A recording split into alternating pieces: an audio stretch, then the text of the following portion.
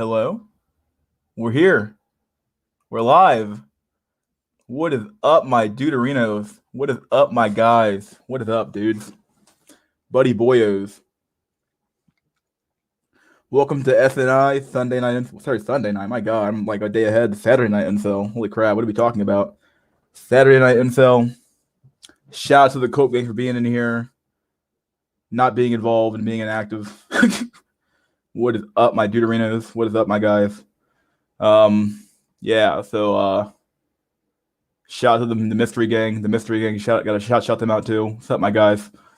You're all here. You're all here. Oh my god! What all these comments? 13 people waiting for what? Oh no! Let's read some comments here. Cope. I'm coping with SNI. Yeah, aren't we all? $100. The cat lady in the meme is really into traveling. What is with that? Yeah, it's really odd. There's a lot of women who are just like, I like to travel. And it's like, okay, basically, it's like a thing for like I like to spend a lot of fucking money on nothing. So he'll actually finish Bone Tomahawk. About fucking time, dude. Jesus fuck. Yeah, tell me about it. That's what I thought too. Yeah, it's the future. Instagram eat thought broodmares. What's up, y'alls? What's up? Ass coin is up. Yo. There's a dot code there that had a short story that like that, except it was set in the future with specialized clone purpose to produce humans. Plus, China is definitely not beyond anything, in my opinion, as long as they see practicality. Ain't that the fucking truth? Probably it's possible. By the time traditional birthing would be unnecessary. Oh, speaking of e-thoughts and the psyop wars, my theory is that most e-thoughts are really just precursors to becoming Western noodle whores. Yo, mister, you have 50 minutes to finish that filthy menage. Oh, no. Also, I'm still waiting on a video from Jalcum, the bird pill. Hello, comrades. Medic in Black, but what's up, my dudes? It's over. It's always been over, dude. I am a gun whores, boyos. Fuck these hoes. I'm myself and collect firearm my whole life. It's over for them. Yeah. Okay. Let's just get on to the end of the comments here. Let's see. God, so many comments here already. Holy shit. We got Medic and Black Pill. We got Ali, Ice Cactus in the chat. All right. We got Dante Sparta, typical people, the nobody. Okay. We got Richie Hart, Count of Woodlands. I don't know. Is he here? I don't know if he is here. 20 people already here. What the fuck, dude? It's crazy. What's going on? What is going on, my dudes? Oh my god. Anonymous. What's up, my dude? Hi. 5 girls, Stacy's and Karen and Becky. I'm a white Tyrone if you get my drift. Okay, I'll take your word for it. Mystery is Tyrone. I might be. How many of you guys are true selves? Very few. Didn't you hear about the menage? Oh yeah. 2 Stacys. Ah, you people wish. Mystery is out with Stacy. Ah, boy. Damn it, this show's about to start. I'm about to go out. Hayashi, why? Why do you have such bad planning, my dude? What's wrong with you? I'm gonna sit down and listen to the whole stream. I'm seething and coping. Ain't that the fucking truth? Ah, boy.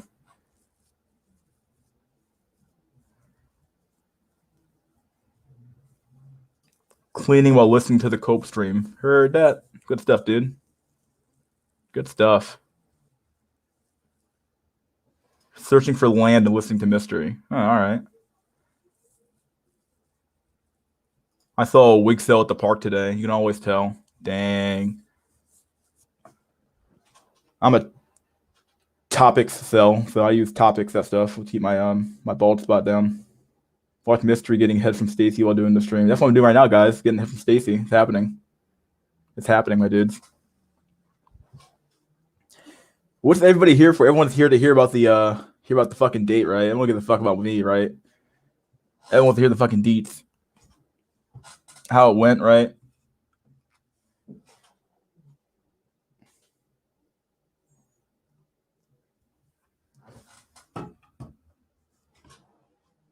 Let's get like some F in the chat. Nah, I'm joking with you guys. Not that bad.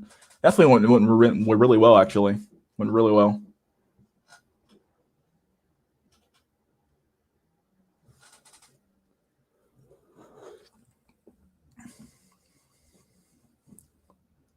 What's your opinion on gang stalkers?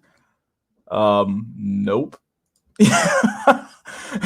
You might have a problem, dude. You might be like schizo or some shit. Put a W in the chat, boyos. You smashed? No. She's 25. 25 years old.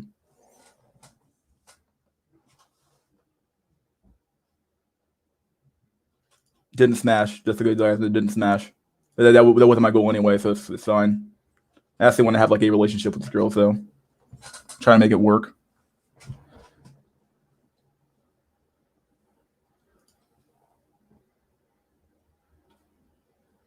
Yeah, I'm not Chad.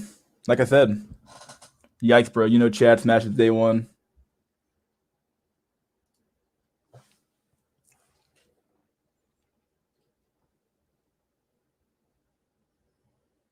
Raffle, you think Chad would not hit day one?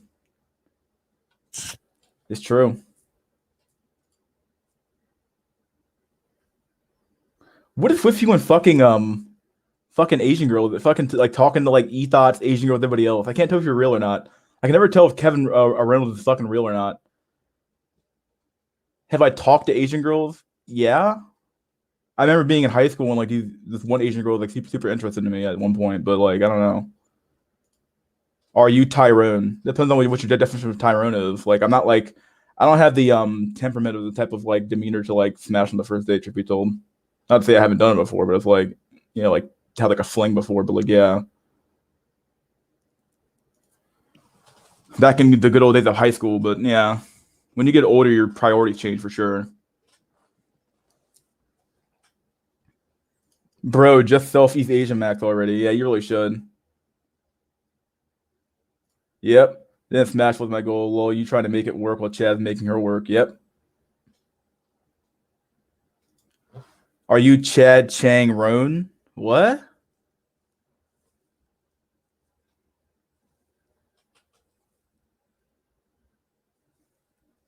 Morals cope. Yep, you're right.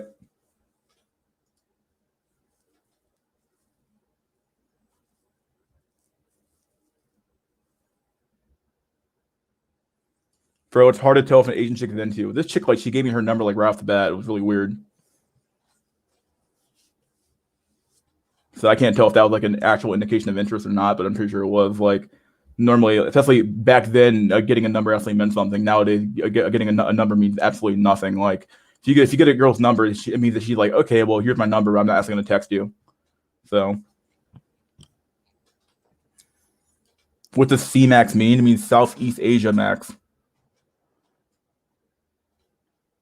It means you go to Southeast Asia to either smash or find a wife or some shit like that. I don't know.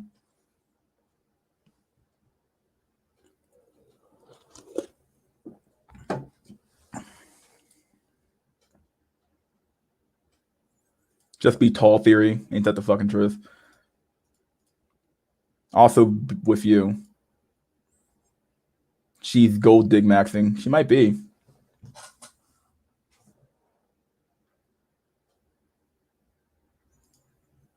Chang Roan. What the fuck? I came in on Uber Cope. This will be Cope heavy snow. There's theory behind what? Southeast Asia maxing? Or like just maxing in general?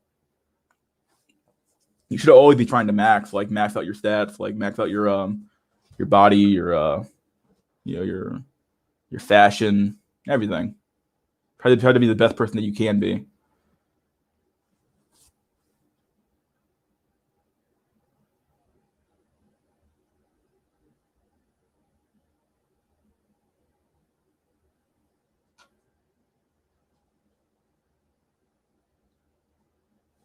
Let's see. The common man wants nothing of life but health, longevity, amusement, comfort, happiness. He who does not despise this should turn eyes from world history, for it contains nothing of the sort. History is direction, but nature is extension. Ergo, everyone wants gets eaten by a bear. Even Chad. Okay.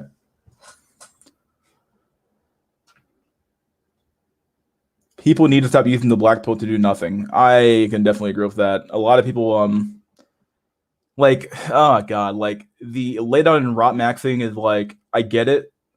Like, if you literally have no other fucking like avenues and you think that you're fucked, like basically all I'm trying to say is like you should be realistic with like your fucking with your expectations about what you can actually achieve. And if you don't think you can achieve shit, then maybe you should lay down and rot. But like I'm not the kind of person that can do that. You know, I'm constantly striving to do something. So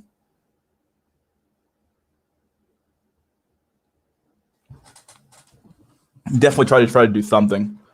I don't really have a lot of memes today to show. I mean, I might save them for tomorrow because I feel like I need to accumulate more memes. But I'll definitely show some memes maybe later on tonight.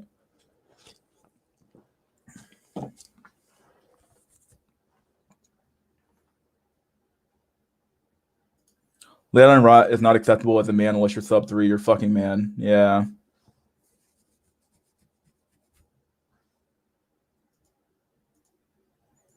What's up, my dude? They'll leave for Chad though, bro. Yeah. No memes. What the fuck? I have memes. I have memes I can show. Just a matter of like I don't have a lot of memes to show. That's the problem.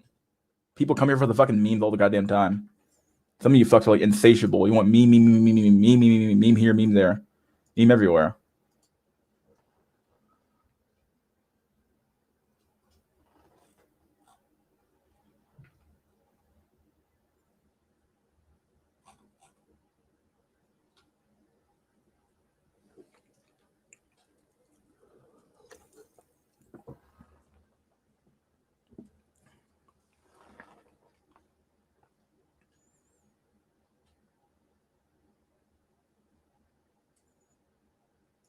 I agree. Broke is worse than being incel. At least one you can control. Yeah.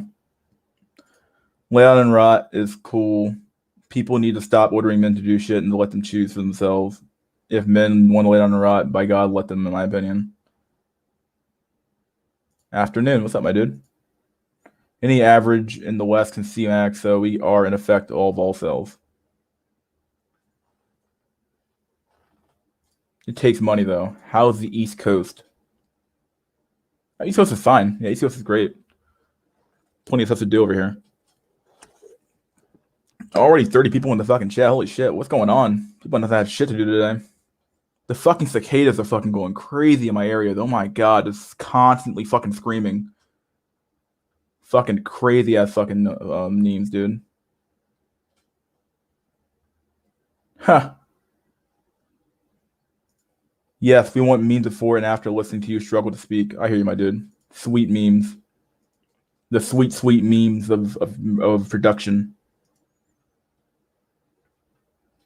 Let's see. Well, there was that one story about that one rapper who like literally committed suicide because this girl left his ass and shit like that. It was like pretty fucking sad. I was like, what the fuck? How much of a simp do you have to be to do that?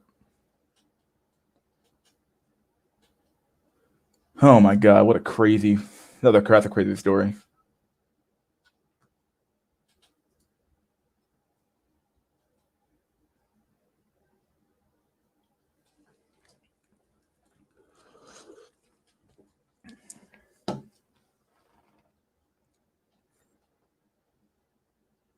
Just because I'm feeling generous, let's just do this. Let's get the people in the chat. I'll share memes later. Struggle to speak. And message. There you go, boyos.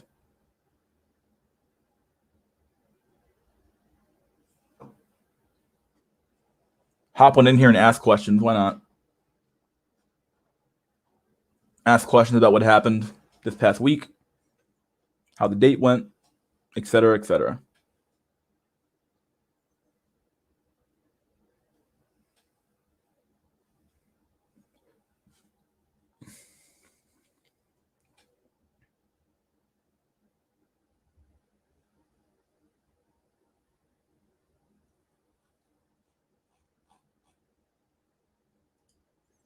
Women cheat more than men. Why do you think women perpetuate this lie that women cheat less besides the apex fallacy thing? Get up there, help this guy out. Oh, sweet Jesus.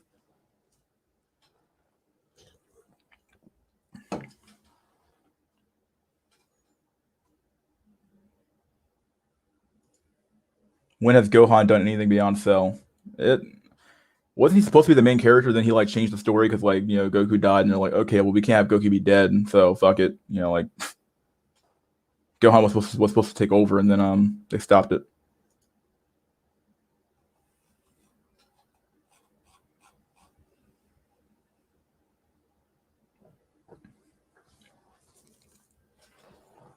The wage cage.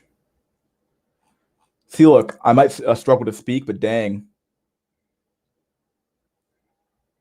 still got a second date. So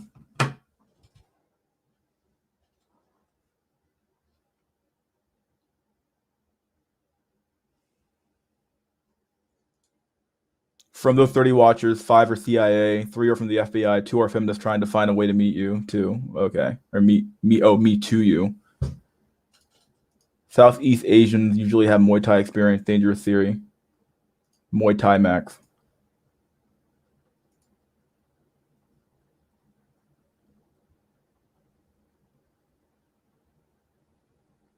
Tyrone doesn't need to know how to speak. Tyrone just exists and like he breathes in air, and the women just show up as his dick. Like, Jesus Christ. Women cheat more because they are higher value and they know it. Chads, however, they cheat all the time, and their women love it. Shows them how lucky they are. These rappers can barely talk, to be honest. It's true. It's true, buddy boys. Hey, buddy boy, it's my birthday. Sherry. I don't give a fuck about your birthday, Sherry. I'll be the first one to say that shit. I don't care about it. There's some legitimacy if you MILF Max. She's a woman. Can't tell these days men looking like women. Goku will always beat Vegeta, but Trunks will always be cooler than Gohan. Vegeta beat Goku with the superior offspring. Dang. Beat him in the womb.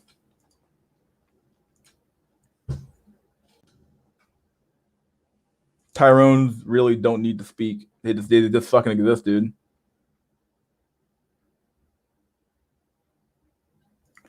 I'm part of the IRS, y'all, and so better be up on your taxes. Yeah, I pay my taxes. Trust me, I'm good. Tyrone just puts his BBC on the table and lets yo hear the thud that gets all the voids moist. Sweet Jesus. All right, we got the two bigger people in the queue here. Should I let them in? Should I let them in? 18 minutes and we're already doing it. Let's do it. Hold on, let me change my audio. Don't say anything. Let me a sec. Speakers. There we go. What's up, my dudes? Yo. Yeah, so how did the day go, you fucking Chad? Dude. It went great. I've been waiting a whole... You and Black Ron have been knocking them out, goddamn. I don't know what the hell. Black Ronin? In theory, he has, like, shit. In theory, yeah, sure. I mean, he BBC joint match, so... Oh, sweet Jesus. We're still on the BBC joint. But yeah, it went great. It was a pretty... I mean, we were talking on the phone for, like, a good, week and a half, so, like, it was pretty easy to transition to being, like, in person. We vibed pretty well. It was pretty good conversation, pretty good back and forth, so, yeah. Must be nice. Oh, no. I should leave my own stream. Fuck it. Get me out of here. Yeah, pretty much. Jesus. You know what? Hold on.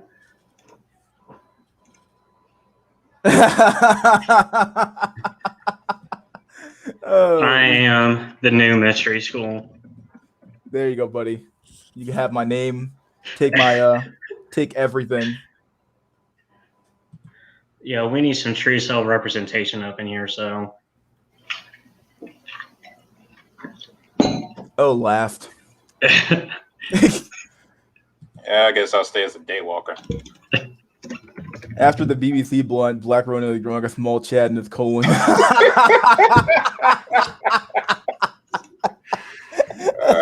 Oh my God. Oh, why?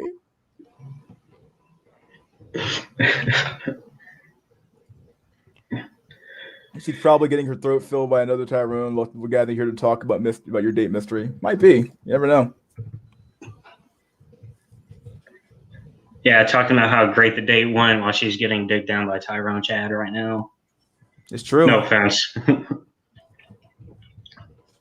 Well, I'm happy for you.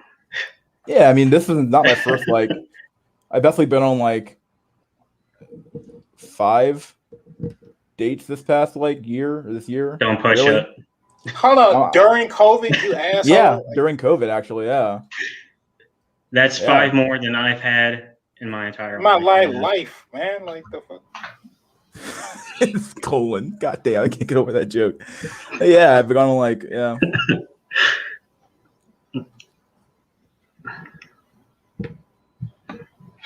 How do you do, fellow incels? You one of them, man. How do you do, fellow incels? Yeah, how do you do? What's up? Your mic is still geeking out, my dude. Gonna start What about pushing now? game theory. What about now? It's speak again. What about now? It's better. I guess you can hear what you're saying, I guess. If you could turn it down like just a smidgen. Brutal black. Okay, now you're just breaking up a lot. Okay. What about are you now? on, like, are you on your phone mic or are you on like a computer mic?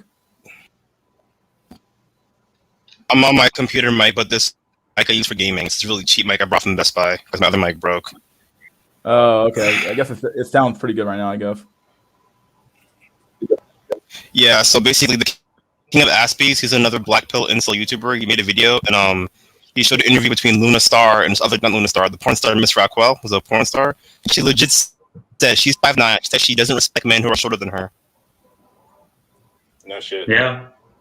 Yeah. She literally said the guy can have the best personality. He can go to the gym all he wants and be buff as shit. But if he's shorter than me, it's like it was a turn off. I'm like, Jesus. Bro, you got midgets that don't respect people over 5'9", let alone actual chicks that size. She literally said how she had to get like fake lube to make herself wet when she was smashing guys the same height as her.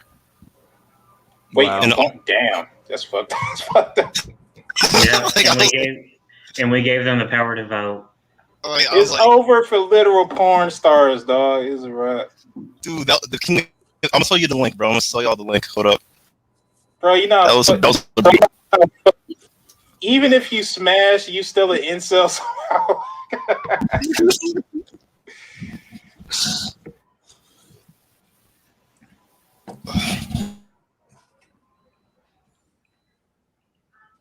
Yeah, Carolyn, that's the point. They're filtering for genetic material.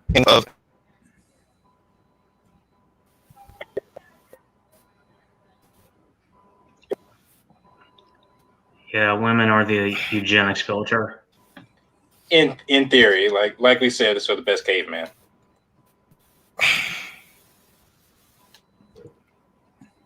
But yeah, so everything went generally well. You have a second day going on, so it's gonna happen.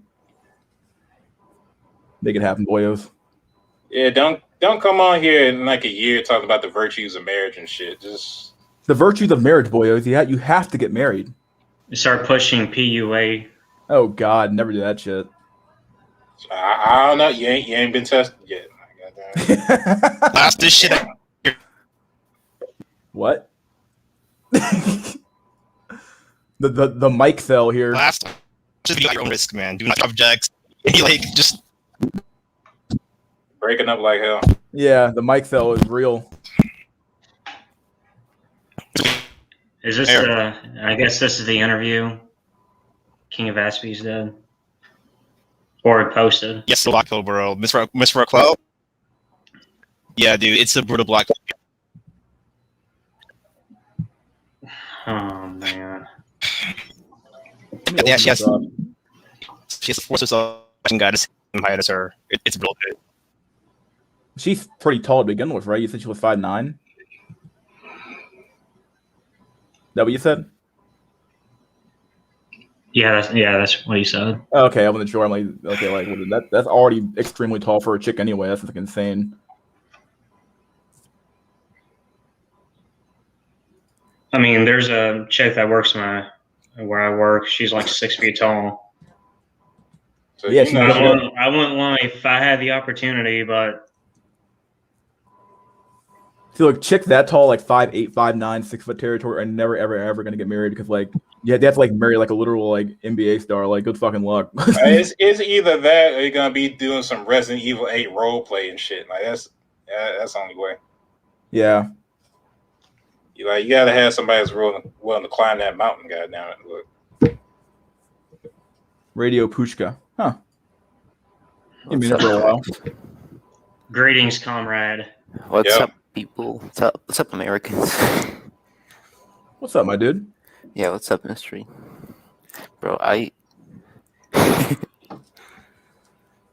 You what? yeah, I'm gonna be the true cell representation here. Oh, Trutho a representation. Okay. Yeah. Tell us. So, just graduated high school. Still an incel. I have a lot of friends though, and they're all they're all incels. But some of them are denying it. But still, yeah, it's so bad for Zoomers. Yeah, all right. I'll tell you the real way you could know for sure if you come through college and you still ain't fucked nothing. Yeah. I'm in college right now. No, you gotta go all the way through. You see, I don't know if I can abide by that. Like maybe 10 years ago, but in this day and age, I know I you just got to prove the shit to yourself though. That's the real. No, guys, like in this day and age, all the girls get guys at like freaking age like 13, 12. Like I'm in high school and like I knew girls who are like who had like 5 or 6 different like partners in their last like sophomore year, I think. Bro, I had at least a few people in my class pregnant in 9th grade. Yeah, that was a few. My school as well. What's up, Drolix? What's up, my dude? Brutal. Yeah. What's up, Drolix? Yeah. You guys hear God me? bless Trollocs. Yeah, you sound kind of low, but yeah, I hear you. Okay. Maybe I'm Mike, so. No, you sound okay actually. It's not like this is kind of low, but it's not like extremely low. Yeah, I didn't want to interrupt Radio Pushka. Keep going. No, it's okay. I'm fine. So I lost track. So, recently I tried to ask out girls and I got rejected. So like there's like a short girl like she's probably like to my chest and it didn't go. Didn't go well. Yeah, it was like a 6 out of 10 and white girl. How would you like rate yourself? Probably 8 out of 10 maybe.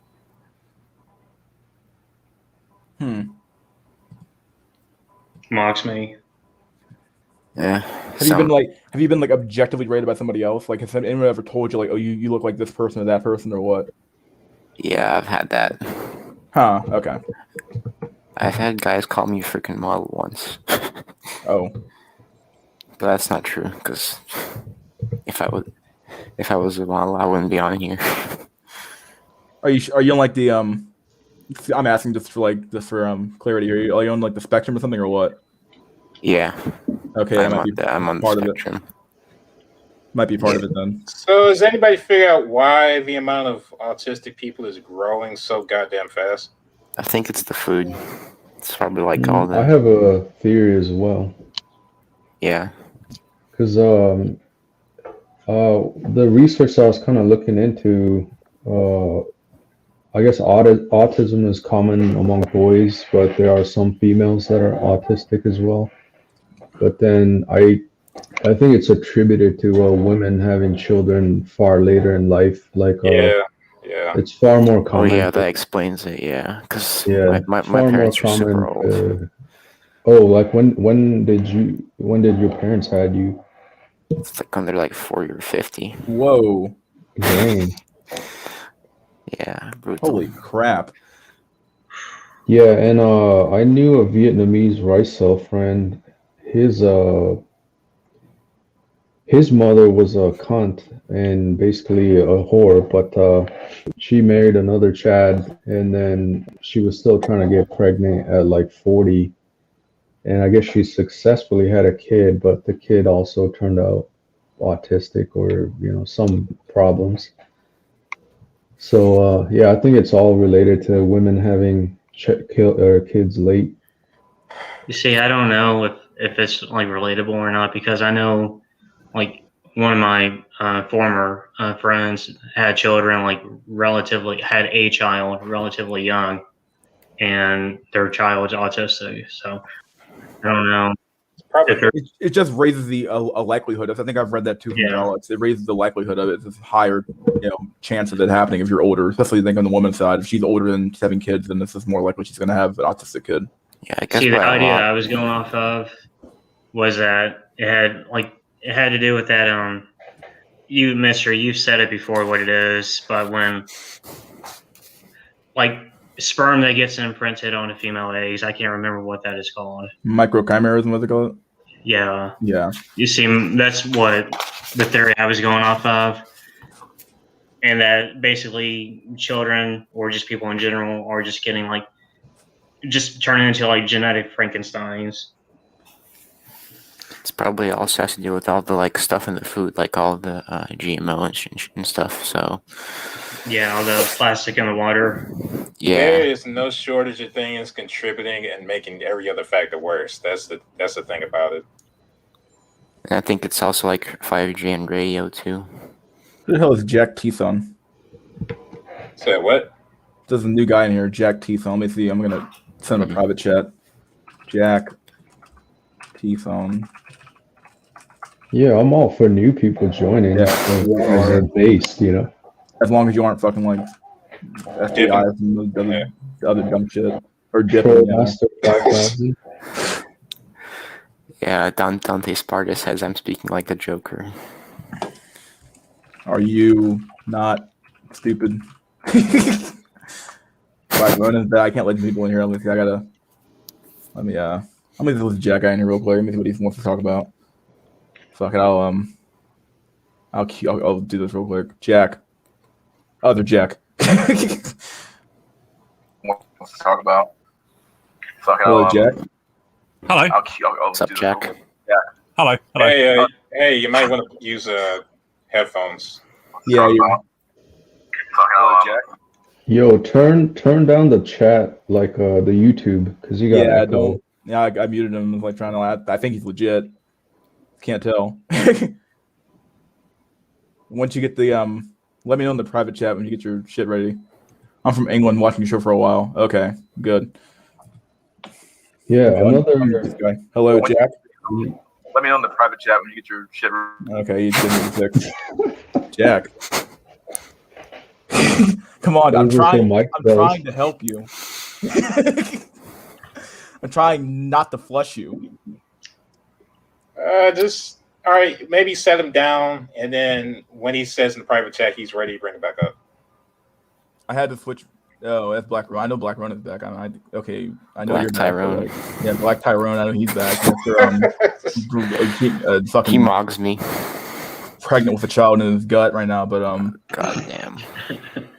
I'm gonna remove Jack real quick when he responds back. Let me let Black Ronan in here, and then we'll. Black Ronan, is that you? Is this really you? I guess not. All right. Well, we'll see what he says. Yo, could be a troll because he usually has a picture. He does. But I can normally see if he's verified. And let me take a look at this. I don't see if this thing is verified or not. It might not be him. I don't know. No worries, pal. Got no headphones at the moment. Is that a problem? Just mute the stream. We can hear the stream echoing. Wait, how does he hear us if he? No, I'm thinking about private chat. I just don't want him. He sent me a private. It said, "No worries, pal. Got headphones at the moment. Is that a problem?" I'm like, I don't know how to even tell you. Yeah, I don't know what he wants to do then. If you can't hear us, then yeah, I don't know what he wants to do. You got to have like some way. I can't have someone with chat just echoing back to me what I'm hearing. Let me let this guy back in one more time. On Jack. You said it just muted the stream. Okay, probably can't hear me at all then. Yeah, that's what I was. Yeah, there's no way it's gonna work. Yeah, dude, find some headphones or something. I don't know. Yeah, you're legit. You're legit for now. Just come back when you got some headphones and we could. Yeah, I know you can hear us, but we can't hear you, obviously. But like the matter of like, if you have headphones, then that's like you can just like put the audio through your headphones, like I'm doing right now. But I don't want to hear like the chat through like your stream or through my through your headphones. Jack? Yeah. Can you hear me?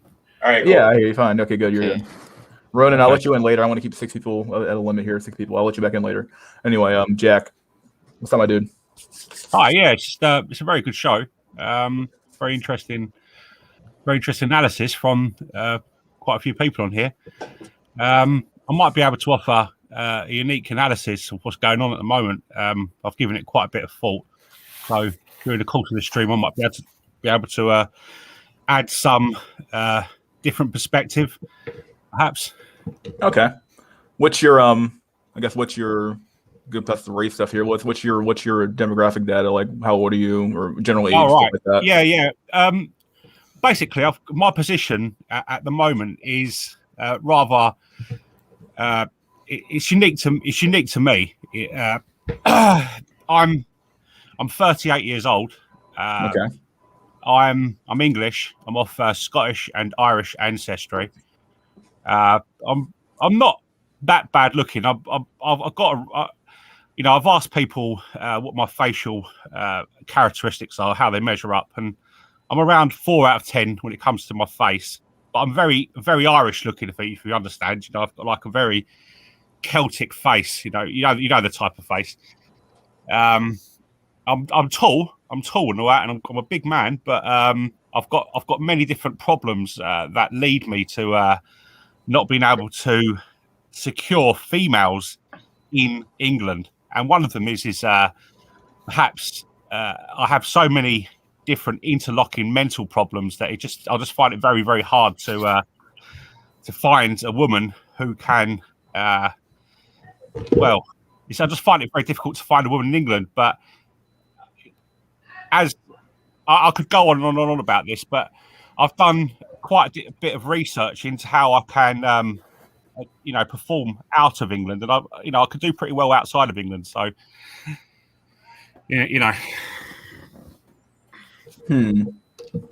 So have you had any level of success at all in England or what?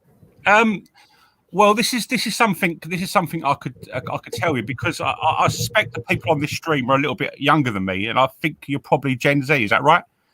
I'm a Gen Y for sure. I'm Gen Z. Yeah, I'm All definitely millennial. I'm like me and Mystery like 28, 29. Millennial. Yeah.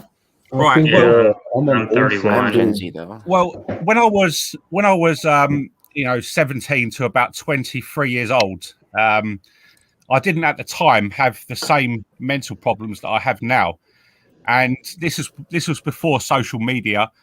This was before there was any of this TikTok or any of the women being able to use online dating. So people tended to meet more in the physical world. During that period, in my early adult life, I could now and again get a one-night stand, or I could maybe even get a short-term girlfriend. But that was, generally speaking, at the lower end of females. I've never really been able to seduce, a high tier woman. I think what you call Stacey's, or Becky's. My conquests were basically very low tier women, or they were a lot older than me as well. Because when you're a younger guy, you're 17, you're 18, 19 years old. Women in their 40s find you quite attractive. So now and again I'll do that.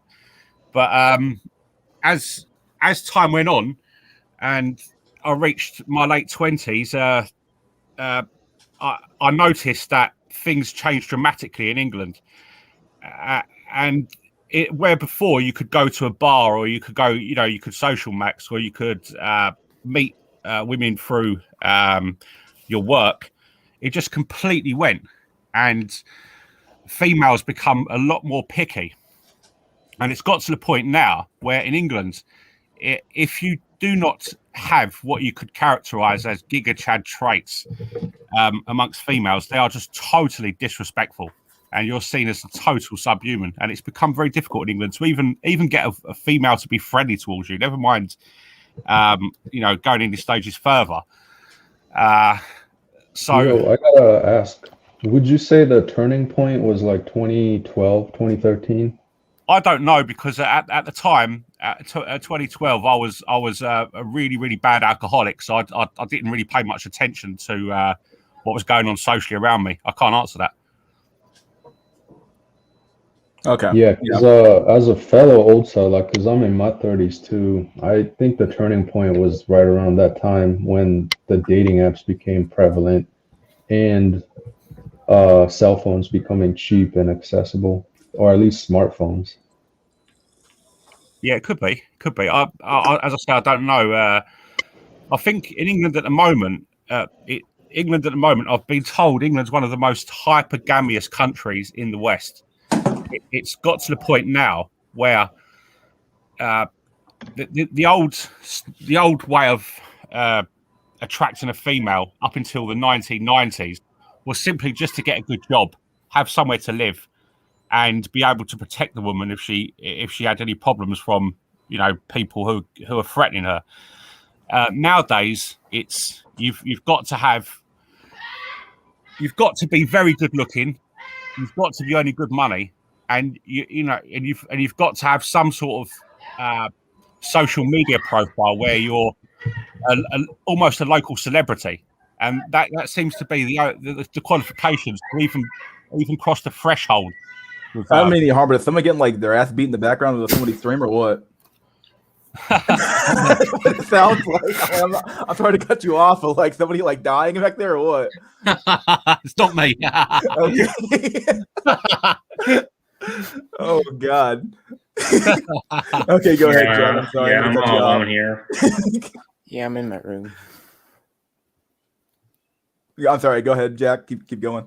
All right. Yeah. So I gave up drinking about 5 years ago. And during that period, I could secure a one night stand every now and again. Just for the fact I was around people all the time, and now and again you get lucky. But 5 years ago, I started to I had to retreat from any kind of social space, and I started to go online, and I noticed that when I went on online dating in England, I was getting literally no responses. I was trying everything. I was lying on my dating apps, but there seemed to be a sense of revulsion when a woman saw my face, and at the time, I was blue pilled, and I thought that it probably was something to do with my personality, because I'm a bit crazy, and I'm eccentric and all that kind of stuff. Mm-hmm. And I thought this is something to do with my personality. Many people say that I'm a bit off the wall. And as time went on, I started to conclude that it could actually be something to do with how I look.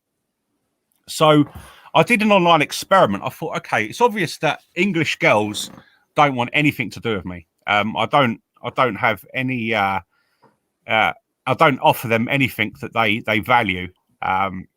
So I'll try other places in the world. So I started to go online to like Asian dating sites and Latin American dating sites, and I had like this Chad experience. I found it amazing. You go on there, and you get women asking to marry and all that kind of stuff, and they love you, they're your soulmate, and you're the best man I've ever met, and you actually realize how to be honest with you, Mister, it makes you more black pilled. It makes you more black pilled when you actually realize that your SMV is basically down to how you look and how women perceive you. Yeah, I guess everybody comes to that. Everybody in the sphere comes to that a realization at some point, for sure. It's definitely very it makes you like jaded a little bit, for sure. Like when it really comes down to it, it doesn't matter how you behave to some extent. It does, and like in the long run. In the short run, though, like when it comes to the initial attraction point, it really is just like any sort of like foot in the door comes down to like how do you look? Like what's your look? What do you look like? Do you have a decent face? Do you look good in the body? You know, are you big? Are you small? Like all that stuff comes into play for sure. So it just sucks to like you might be a great person underneath all that, behind all that you know, bad looks, but it doesn't matter. None of that matters because like at the end of the day, it comes down to like, is your face looking good? Or does your body look good? Yeah. Yeah. But the with the Asian thing, it's basically down to height, I believe. They've got this. I think hypergamy works in two ways. I think there's such a thing as genetic hypergamy, where a female is practicing a kind of intergenerational eugenics, where she's trying to improve her offspring's chances and trying to improve the genetics of her bloodline. And there's social economic hypergamy. I think that's practiced. That was practiced more in the past, but now it's more genetic hypergamy. And I do feel quite sorry for these guys over in Asia because, you know, genetically they just haven't got the height. You know, I mean, a lot of these guys are like 5'2" to 5'4". So I think that's the basis of what C-maxing's about. I don't really think it's about the white skin. I think it's about the height. Both. Yeah, man. It's probably the height. Yeah, Probably the height. as a rice cell, I have to agree, man. You explained it pretty good. I think it's like the genetic hypergamy that predominantly drives Asian void. Yeah. I mean, I did feel sorry for, you know, I spent quite a lot of time talking to girls online from different Asian countries, and I got the impression when I was speaking to these women that they were practicing a form of genetic hypergamy, and it kind of hits you that globalism. What it's going to do is it's going to create a whole collective of females, and they're in each respective nation, and they're going to be all going for the same type of guy, and it's going to create inceldom across the whole planet eventually. You know, and it's basically you're going to get to the point where you're going to have global harems, unfortunately, where a small I think we chats. may have talked about this a little bit last time, if I remember. But yeah, like I was saying, like the human race is becoming more homogeneic towards, you know, preference for white. So it's gonna go. I wouldn't say ethnics will die out, but you know, like give it like 100 years plus. You know, it's like just people are just gonna be mix of something ethnic and white. And actually, pure white, probably like yourself, would be a rare commodity. Yeah. I mean, that's a different subject. So when they talk about you know, this situation in the future where white people are going to be all mixed and everybody's going to be this kind of beige homogeneity across the whole world,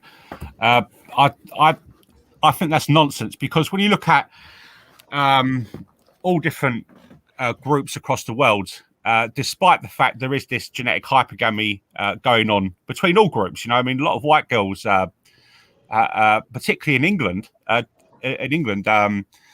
they look at the traditional white man with his middle class, safe, secure, engineered type of existence where they don't take any risks, and they're kind of beta. They might have social capital, and they might have money, and they might have some status, but they're kind of beta in regards to other groups in England when it comes to their capacity for street fighting or their aggression or whatever. You know, I'm talking about, you know, the certain groups. I'm not talking about. I'm not demonizing any group. And you get some white females who look over it. For example, maybe like a group of guys who could be classified as Tyrones, and they think they're more attractive than white guys.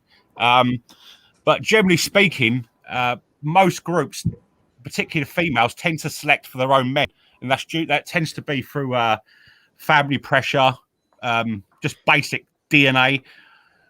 I don't think that's going to happen, but what I think is going to happen is I think there's going to be situations where you get more upwardly mobile internationalist types of people who are basically going to exploit their racial characteristics and use that against the host population. And I think that's bad. You know, I mean, I'm not trying to get political, but I think that Asian men in Asia should stop white guys going over there. I said it. Yeah, I think I would that's agree with that. I think that's just what the whole basis for C-maxing is. That's why I don't endorse it or support it, because all you're doing is disrupting the local population of men. Yeah, same here. That's why I never want to do it. It's like it's borderline like an economy though. It's just like the natural flow. Yeah, and our not saying it's good or bad, just and our I actually kind of globalized system. Go ahead, Grox. Oh, my bad. I didn't mean to cut you off. Oh no, you go ahead and go. Yeah, but I'm actually in the process of reading this book. It's called by John Stapleton, Thailand, a Deadly Destination. And he, I guess, lived in Thailand for over 17 years as a, white male, and he's seen it all basically. So to pick on Thailand per se, like probably 20, 30 years ago, like Asia it had that, mystical, foreign, exotic quality. And now, in a globalized market, it's like a white person is nothing rare. Like, 20, 30 years ago, it was. And so in terms of like the perspective of the Asian culture, it's like, yeah, we welcome tourists. Like we want that tourist bucks. That's just nothing new. It happens all over the world. And then, it's this whole notion of white men coming over stealing. It is true. And then, just as a warning for the JBW Maxers, like Thailand might be the worst place to go because low key, a lot of Western tourists, in particular men, are getting killed, robbed, beaten, all this stuff. And then there's another generation of these fucking white bums. Like, they have no money. They come to Thailand. They think they're gonna, e-bag or, tour the country like on backpacking with like zero money. Like it's just kind of absurd. And there's a lot of Asian hate growing for these Western foreigners. So maybe there will come a point where, yeah, what you think is going to happen will probably happen. they're not gonna stop. They're not gonna stop. I can tell you why, bro. Men are like high risk, high reward, and I can tell you, they would rather take their chance dying over there and probably get some trim than just slowly die over here. I keep on saying, coping is just waiting to die. So right. I'm not blaming the white guys for trying to JBW. Like that's my plan too. I'm just saying you got to be aware of the risks, right? Like that's my whole point. It's like it is getting dangerous to JBW, and like anything, as time goes, like the opportunity will decline. Like if you wanted a JBW 20 years ago, you probably were in heaven. I would say right now it's probably just a struggle. Yeah, probably also because so many other people have done JBW, there's like nothing much left to. And as a slav cell myself, it's probably not going to work for me either, unless like, well, if you're like a tall American, like blue-eyed Chad, then yeah. But if you're like a slav cell like me, or if you're ethnic in the U.S., it's pretty much over. Yeah, and not everybody, like not every white man can JBW max to Asian countries. Like if you work a low income job, like how are you economically going to do that? Yeah, it's not viable for every single type of Incel for sure. It's just a matter of like the money's always going to be a factor, obviously. So you're probably going to get like upper middle class tier men who are going to do that type of maxing versus like regular ordinary working class Joe. And the Chads too, the American Chads. If you look at the actual, I would say Chad doesn't need to do it, but no, Chad has to do it because his options in the U.S. Like I knew some Chads and their options are they're 1 or 2 and like 6 out of 10s for like a 9 out of 10 Chad. I agree with Radio Pushka here, like because in my head I'm thinking, okay, the access to all these Chads is global now, so now even all these Chads have to compete against other Chads now. Yeah, It's exactly. not like Yeah, I'm only didn't think about within that. 20 goddamn miles. Like, no, I'm just one of like 10 Chads in a single city, so it doesn't matter anymore. Yeah, I just wanted to add that if you look at the actual, so and so called white men over in Asia, most of them are high functioning, like, workers. Like they have skill sets, global skill sets, engineers, teachers, all sorts of people. And usually the company sends them over, for like business related, that kind of thing. So if you're just like some tourist, if you want to do like the snuggles tourism, that's one thing. But a lot of the actual like high functioning white males are there for with a legit purpose, and they do, end up finding Asian women to marry. So I think there's a distinction between, just some random white guy coming over versus like a high functioning, legit, white guy coming over there. Yeah. I mean, Yep. when it comes to, I've given this quite a bit of thought. I think when you look at any kind of geomaxing, what you're trying to do is leverage your particular identity in a place where it's rare. In England itself, I'm pretty much the epitome of a what's the word? An underachiever. I've got a degree, but I'm an underachiever in relation to the average man from my background, and there's nothing special about me when it comes to my competitive edge when it comes to hypergamy from females. I'm a tall man. I'm physically strong, but there's loads of tall, physically strong guys in England. And because of my facial profile, I just don't stand out. But when you go outside of England, I'm sure the people who are here on this podcast are aware. I mean, I'm not trying to be egotistical, but England's quite a high status country. And if you go to somewhere like Spain or Russia or Italy, you can leverage that a bit because people don't look at you as they would look at you if they lived in the country. They look at you as a symbol of your country. So you get a little bit of interest where you wouldn't get if you were just one of many. And I think the little bit of success that I had with these Asian females I was based on my national identity and my height. If they were living in England over an extended period of time, they would see that I was basically just one of many, and I wouldn't stand out to them. So I think you're right. Was it Drulix?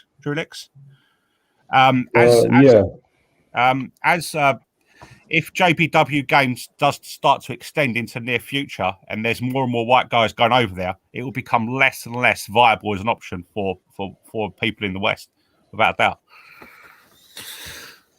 Yeah, my other kind of word of caution was that I've trolled around these Asian dating sites as well. Like you gotta watch out, especially the ones that require money or pay, or the ones that are like point system. You gotta like buy points with real money to talk or send messages.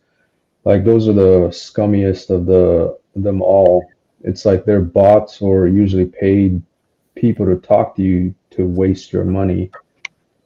And then in general, like I've lived in poor Asian country before. It's like if you're a Westerner, you're just automatically thought of as higher status with money, even though, like you say, you might be some below average Joe in the UK.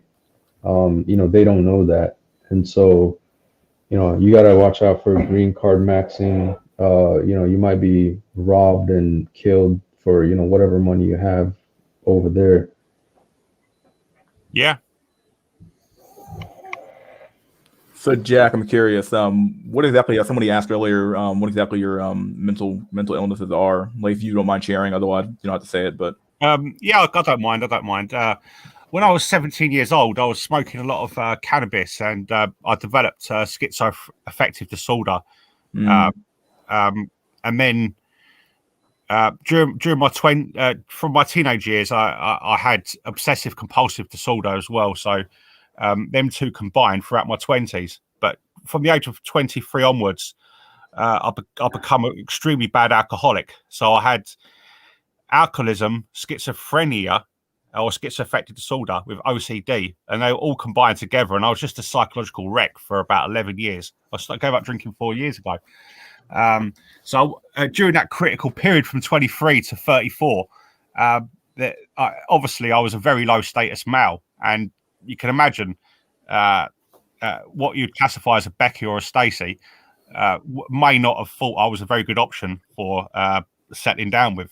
And I wasted them 11 years. So, I mean, if you're in your 20s and you want to go down that road that I did, I would suggest you don't, you know?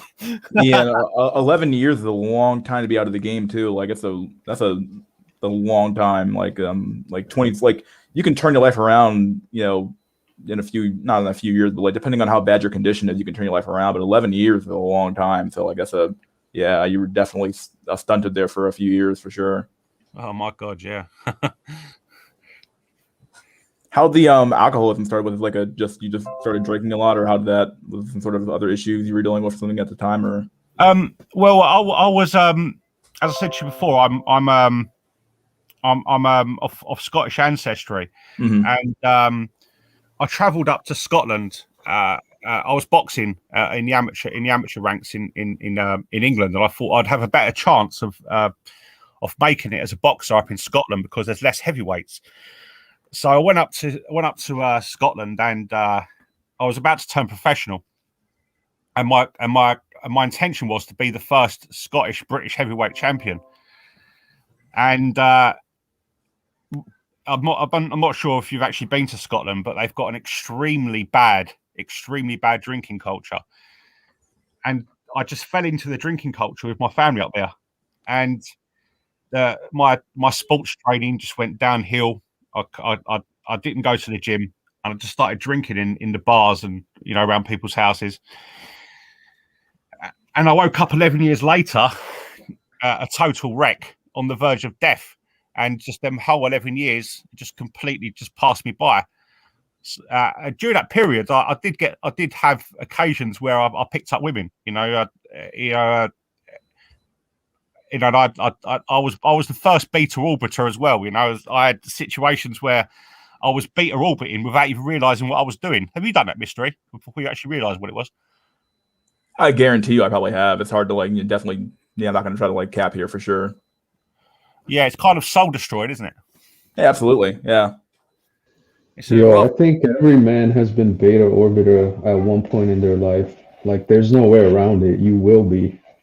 I mean, yeah, that's like the default setting as a dude. Like, just hang around, hope Chad dies so you can pick up the slack. Yeah, it's the default setting for men to be beta male. That was me in high school. I want to ask here, what's your education? So what's your educational background? Me? Yeah, yeah, computer networking. Oh. So, how long have you been off the alcohol? You said 4 years, right? 5 years. I gave up on January the 17th, 2017. So congratulations on that. That's a very big compliment for sure. That's a hard habit to break for sure. So yeah. Oh yeah, especially nowadays. Yeah. Well, you know, in England itself, it's it is possible for an average English guy to pick up a woman in the country, but what tends to happen is you have to have. England's a very class-ridden country. It's not like America. We have social ranks that are very distinctive. They're very well defined, and people know exactly where they belong. And the problem you've got with English women, they probably are the most hypergamous women in the West. When you meet one, if she's of any type of quality, she'll want you to meet her parents. And when you meet her parents, you better get your story right. Because if her family have any indication that you've had any kind of pathologies in the past, you've had any kind of mental difficulties, you're out the door, you know. And you have to be able to secure these quality English females. You have to really be neurotypical from the start. Otherwise, you fall down into the lower ranks of English women. And I really don't mean to be horrible to these females because, you know, they they have difficulties. When you fall down into lower ranks of English females, what you tend to find is drug addiction, alcoholism, and the type of women who will get you into trouble with the police. You know, there's a lot of issues of going with these types of females. So if you're in that in between camp like I am, where you're not a Chad, you know, you're not neurotypical. The only poor women I've got is extremely low barrel women who would get me into trouble. So the only real option would be to look overseas, and as this gentleman from Asia said, you know, you go over to Asia, and you know, you could find yourself in trouble over there. And frankly, it's a little bit wrong as well. You know, I mean, you shouldn't really go to other places, other people's countries, and do that. You know. Yeah. So I'm curious, what's the from your own perspective here? What's your own opinion? What do you think is the best woman that you could possibly get right now that at your age and at your like, what are you looking for in general from a woman? Are you looking for like actual marriage? Are you looking for like, what are you looking for at the end of the day? A relationship or long term, short term, sex? What? To be honest with you, I think in England, I have got no chance. Mm-hmm. No chance unless I managed to. I took effort that was beyond anything I've ever done before, and I managed to secure a quality English woman. I think because of the difficulties I had in the past, the chances of her respecting me and staying with me over long term is almost zero. I'd have a chance of picking up one of these low tier English women, but because I'm an ex-alcoholic, I can't be around them. You know, so there's no opportunities amongst that type of women to secure a decent long-term relationship. There's a potential for perhaps, because I could play English game maybe and get an American woman or maybe a Russian woman or something, but even then, you know, hypergamy works there. So I'd say apart from ethnic girls, I'm pretty much an incel. Okay. Hello. Yeah. Hello. Jack. Not Jack. Yes. Jack Tyson. Tisson. I am so sorry. Spurgcell. Sorry about that. No worries, sir. I can relate to you as well. I'm a mental cell living in the U.S. I have Asperger's syndrome and I have anger problems to the point where I was actually incarcerated for a while. And when you're not neurotypical, and you're on the spectrum of any kind of mental disorders, like girls will see that as like a no-go. Is that fair to say? Yeah. Yeah, same here. I had the same experience. Like, I can't speak for that because women don't want anything to do with me, period. Like, when I was younger, I tried to be confident, and I tried to, like, there are times where I try to, like, because girls have said that I'm very funny, like, because when I was younger, I Kevin Hart maxed, if you know what that is. But Yeah, that wasn't enough. Yeah, that wasn't enough. Yeah, I did the same thing. I would like do the Slav memes and like all the meme maxing when I was in high school. I was also simp too, and still, I just got. I even tried JPW and like with like Mexican women, and it still didn't work. Yeah, Jack Tyson. So when you said how you went for a low tier woman, is that true? Well, yeah. I mean,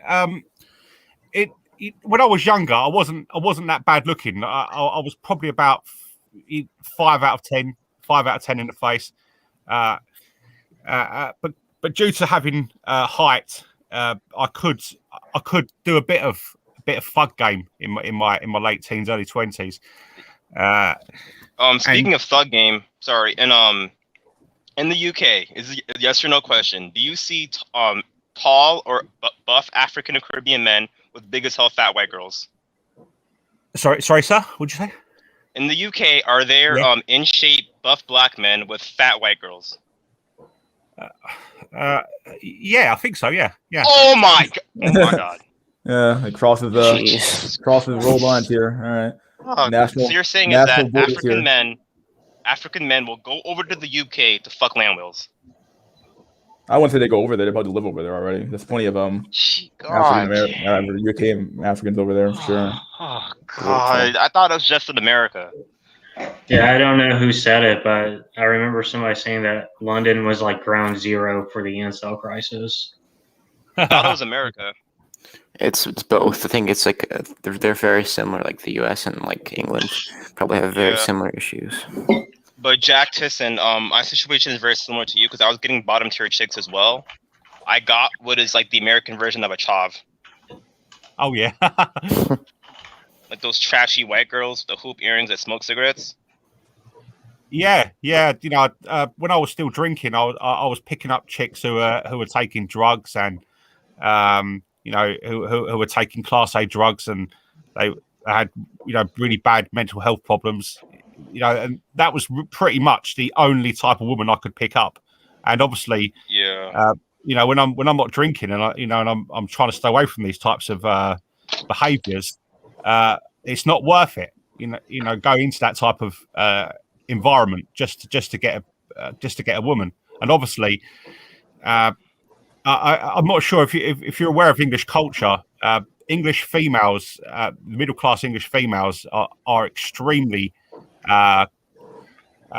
aware of their social position, and they don't take risks. They come from a certain background, and they want to make sure that they keep that background throughout their adult life. So, what you classify in America as struggle love, you know, that kind of thing where you've got this guy who's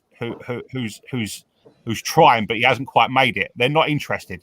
If you haven't got if you can't beat a buxton to a level where they've got a luxurious lifestyle, they just don't want to know, you know. And they Yeah, see they don't you as care. they want you dead, you know. And the thing is, England probably isn't as based on looks as it is in America. You do see a hell of a lot of quite unattractive looking men with good looking women in England, but it's based on wealth. You know, you've really got to be packing money and social status to get these women. You know, and Yeah. that's the way it is in England. Jack, I wanted to ask. So, you know, earlier you mentioned like in Britain, you know, there's the hierarchy of social order, like a caste system. You know, can you elaborate on that a bit more? Because I'm kind of curious to know. And then the other one that you just said, you know, it's like the saying goes true, even in the MGTOW, it's like, or the red pill, it's like women aren't interested in your struggles. You know, they wait for Chad at the finish line and, you know, fuck you then. So Yeah, I think it's true that, you know, they don't care if you're poor. They just want you when you have your millions.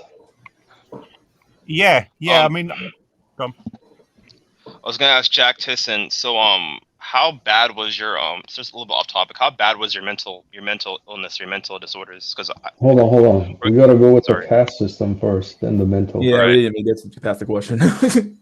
All right. okay. Well, in regards to the English caste system, in my opinion, it goes right back to the 11th century when England had a major conflict with the Normans over in northwestern France, and when they come over, they fought the Anglo-Saxon people, and they defeated the Anglo-Saxon people on the southeast coast of England, and they moved right into the interior of England, and they slaughtered the royal family, the aristocrats, the whole lot, and they imposed themselves as the rulers of England. And these are the people that built all the castles, the political institutions, the infrastructure of the nation, and even the the basis of English law was written by these vicious French Vikings that come over during that time. Since that date, England is a very strictly class-ridden society. The upper classes see themselves as this kind of colonizing elite. The middle classes who emerged during the Industrial Revolution, they have this kind of nouveau riche attitude where their family made it into the middle classes and secured property, income, and wealth, and you lot of working class people didn't. So you're obviously genetically inferior.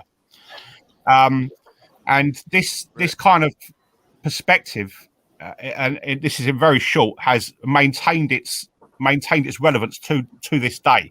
So when it comes to cross social economic liaisons between females, the females in particular want to know if you have these type of traits that measure up with their background. And if you don't have these traits to measure up their background, that could be another reason why you don't get your foot in the door. Obviously, looks can go over that, but in general, English women tend to be extremely selective when it comes to how you appear in relation to your social stratification. All right, cool, man.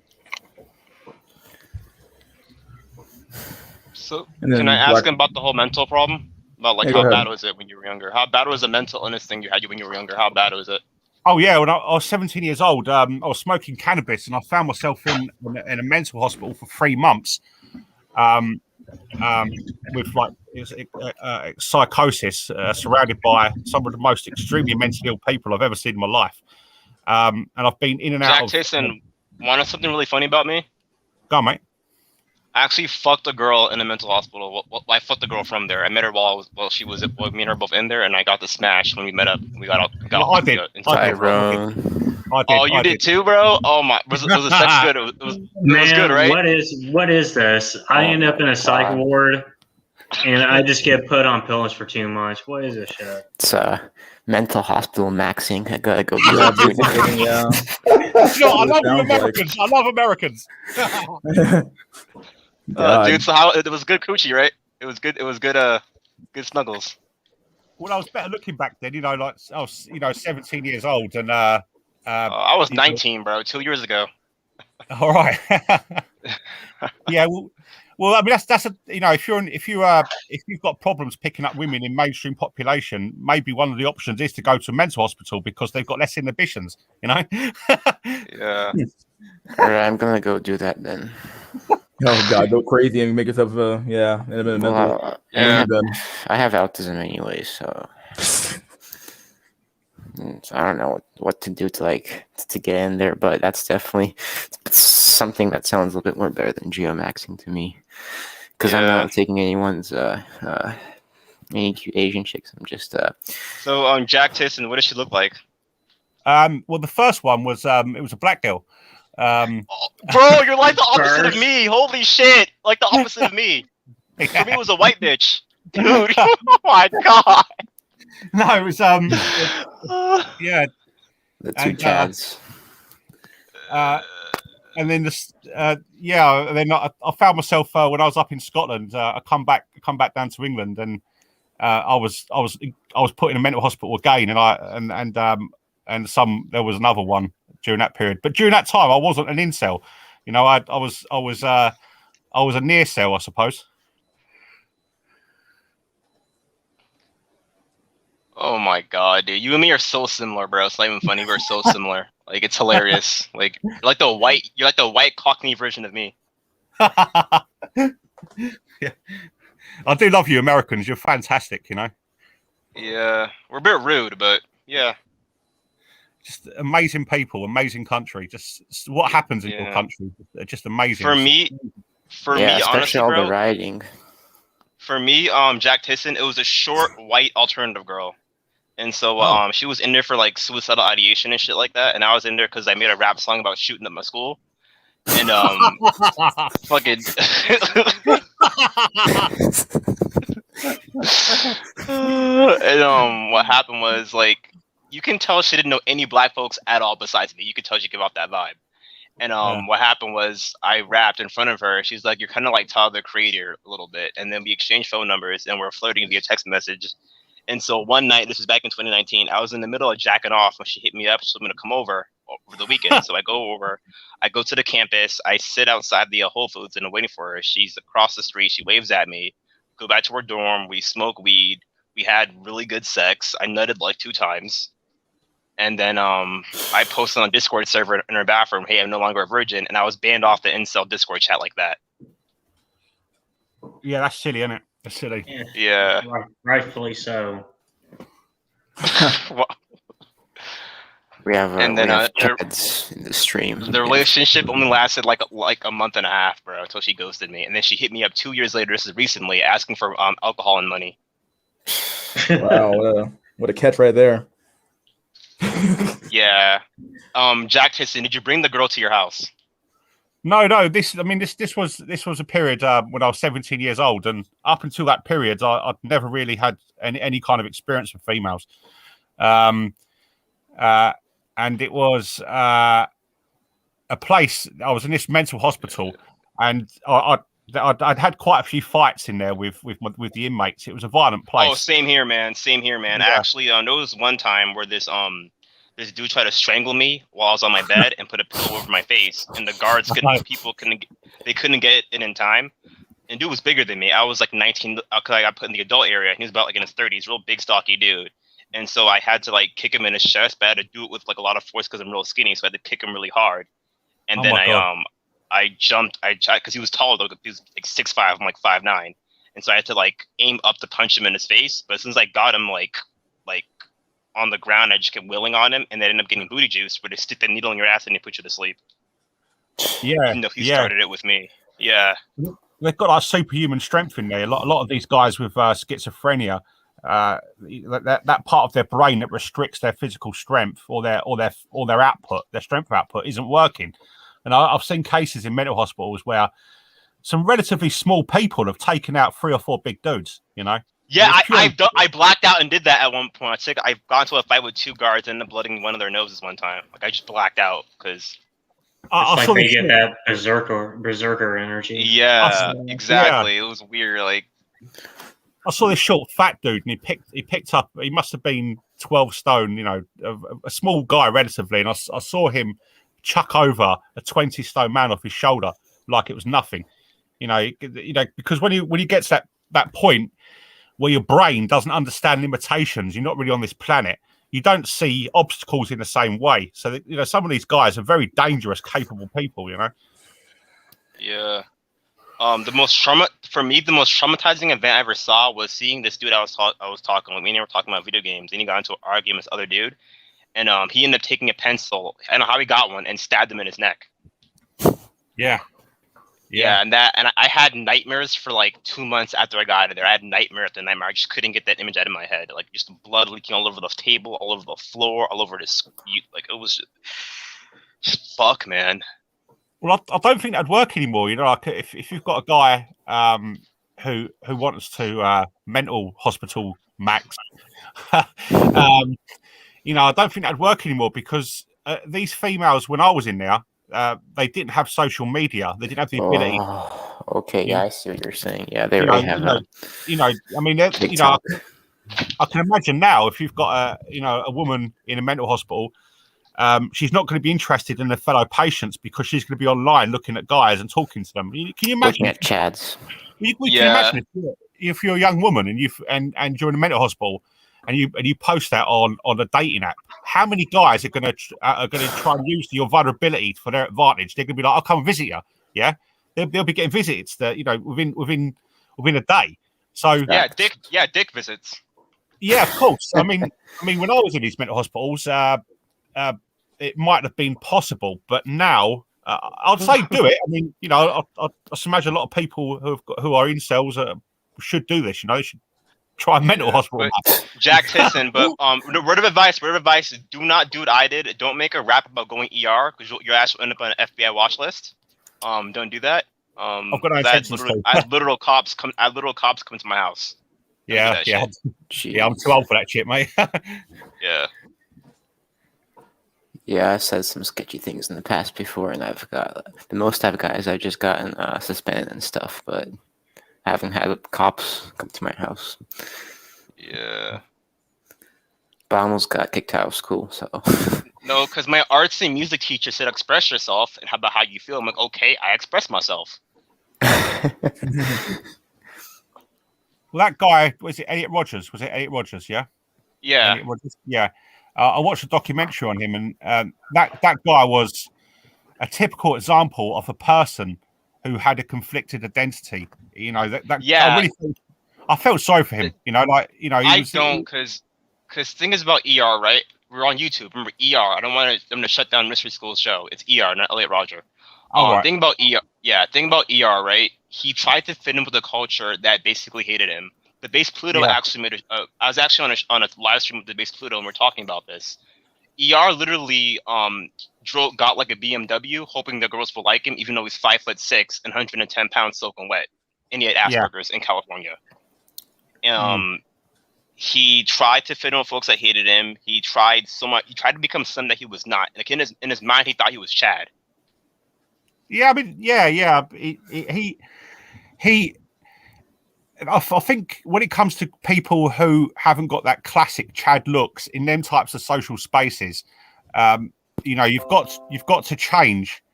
You've got to change your location because he was never going to succeed in California. I mean, maybe if that guy did go over to Asia, he would have been successful because he did have kind of Eurocentric features. Yeah. Yeah.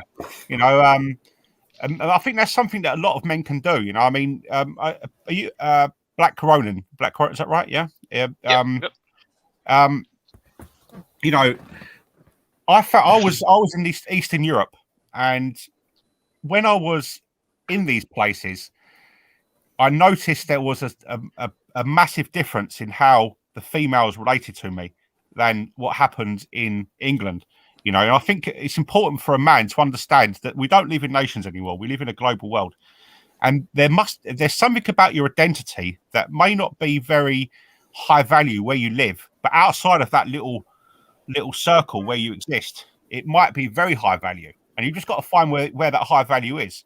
And I think for many men, there might be a social space in the world where you can be like a regional alpha, And Hey, Jack, I wanted to ask about that since I assume you traveled as well out of UK. Yes. Yeah, so like I think even MD talked about this, but when you go overseas, like especially say Europe, or you visit like Southeast Asia or South America, it's like the Europeans don't say, I'm white. It's like, oh, I'm Russian, or I'm from Spain, or I'm from France. Like it's that, national origin. And then on the other hand, it's like if you're from US, yeah, it's like I'm from the States, but it's like they don't necessarily say they're from States. They're just like, oh, I'm like Irish or French. It's like almost like being from the States is actually maybe even considered low status in some geographical locations. I mean, I've give this some thought. When it comes to national identity, there is such a thing as hierarchy. There is a hierarchy of nations. Being white.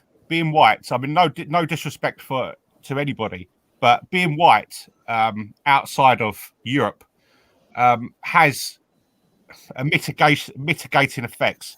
For example, if you're somebody from a low status European nation, I'm not going to mention one, but we all know there's quite a few low status white nations in Eastern Europe, for example. That might not have that much of effect on the local population if they go to a country where the people are Asian or Arabic or black or whatever. But amongst Western Europeans, there is a hierarchy, and I think a white American probably is at the top, to be honest with you. Facts. Yeah, I feel like in West Europe, it's probably like UK or the typical British. The Irish or the Scottish or the English.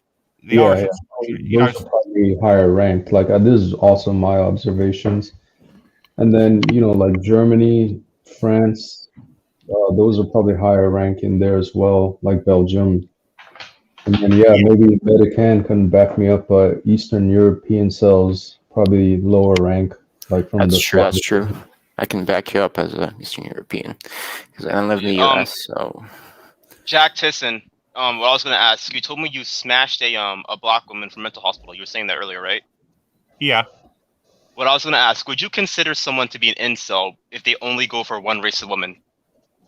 Well, I think you can. I think you could be an incel during certain periods of your life, during certain circumstances. I don't. No, think hear me out. The question was, can you be an incel unless you've tried all options of women? Because I've talked to so many dudes in Discord server, and for them, it's milk. Sorry. Personally, I believe that there's no white guy in Europe who's an incel unless he's got some extremely bad characteristics, because he can always geomax. So exactly. You're not really an incel. I don't think you can be an incel if you have only one Pacific, but you can be an incel regionally. Yeah, I mean, around here where I live in England, if I tried to pick up a woman on an online dating app, I'd probably wait 2 years, and I might only get one woman who's maybe a 300-pounder. You know, A fucking Lambo. The reason why I asked that question because I was on a Discord server, other white men from America and the EU and the UK, and they always say, "Oh, I'm an incel. No girls want me." And I ask them, "Okay, ever try going to Southeast Asia?" Oh, that's too far. That geomaxing is a code. But it just goes back to that same issue. Like geomaxing, C-maxing, that's not a viable solution. And like you guys say, like no, that train has left the station. You should have jumped on that like 5 years ago. Well, but hear me out last. The question was, are you an incel, right? You cannot, my opinion, you cannot count yourself an incel unless you tried all options. Because I've asked many dudes, ever tried going for Asian women in your country? No, I reject that. Well, I think I have to. Yeah, I would reject What's the reason why you reject that? Medic Black Pill's definition would be you have to be attracted to what you're attracted to the woman, I believe. Well, that's one definition. I wouldn't go that far either. I would say because you don't have the just being white doesn't mean you have like infinite options or the ability to jump on those options even if they were there. Going back to the economic issue, I being a short seller myself, I have no idea how I would fare in like Japan because I'm not going to the Philippines. Fuck that place. I'd both sell before Philippines. Fuck that place. I'd go to Japan first, but I don't know how I would fare being like 5'5". Yeah, but I don't have the monetary ability to do that. So, the reason why I brought this up though, because I feel like Mr. School, can you vouch for me on this? Do you think people will use the black pill as an excuse to be lazy and not do shit? I think, yeah, generally, yeah. I think people do to some extent use that as a crutch to say like, okay, well, it's over. I'm not going to do anything at all. Yeah, who was saying that in the chat earlier? Someone said it. I can't remember who. I think it was it Ice Cactus? Ice Cactus said it. Yeah. Okay. Yeah, the reason why I brought this up is because I've been I'm in First's Insomatics Discord server, and these dudes literally said that work maxing and money maxing is a cope. That's true. It's a cope. How? It's 100% true. It's rubbish. It's not a cope. Exactly. It's it's cope or rubbish. But basically, haven't we already established that everything's kind of a cope? Girls, isn't it already been established? The thing is, hold on. I have to clarify this. So cope is getting misused, man. I just need to straighten this shit out. Yeah, please do. Facts. On God. Yeah. So if you're like a 3 out of 10, and you're thinking you're gonna gym max and you're gonna land like a 9 out of 10 Stacy, so you dedicate all your time to gym maxing and looks maxing, that's fucking cope. But if you're black pill and you accept your reality, it's like, oh, I gym max to stay healthy, not to get Stacy. I mean, that's a healthy cope. Like you accept your reality and you're operating within your means.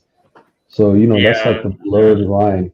And so when people say, when people say work is cope, I'm like, bro, I make like 106-figure plus. Like, how am I coping? I'm doing exactly what I'm doing. Yeah. I wouldn't call that. I know. Yeah, I know. Even if I make 6 figures or plus or whatever, I know for a fact it's not gonna get me Stacy's love.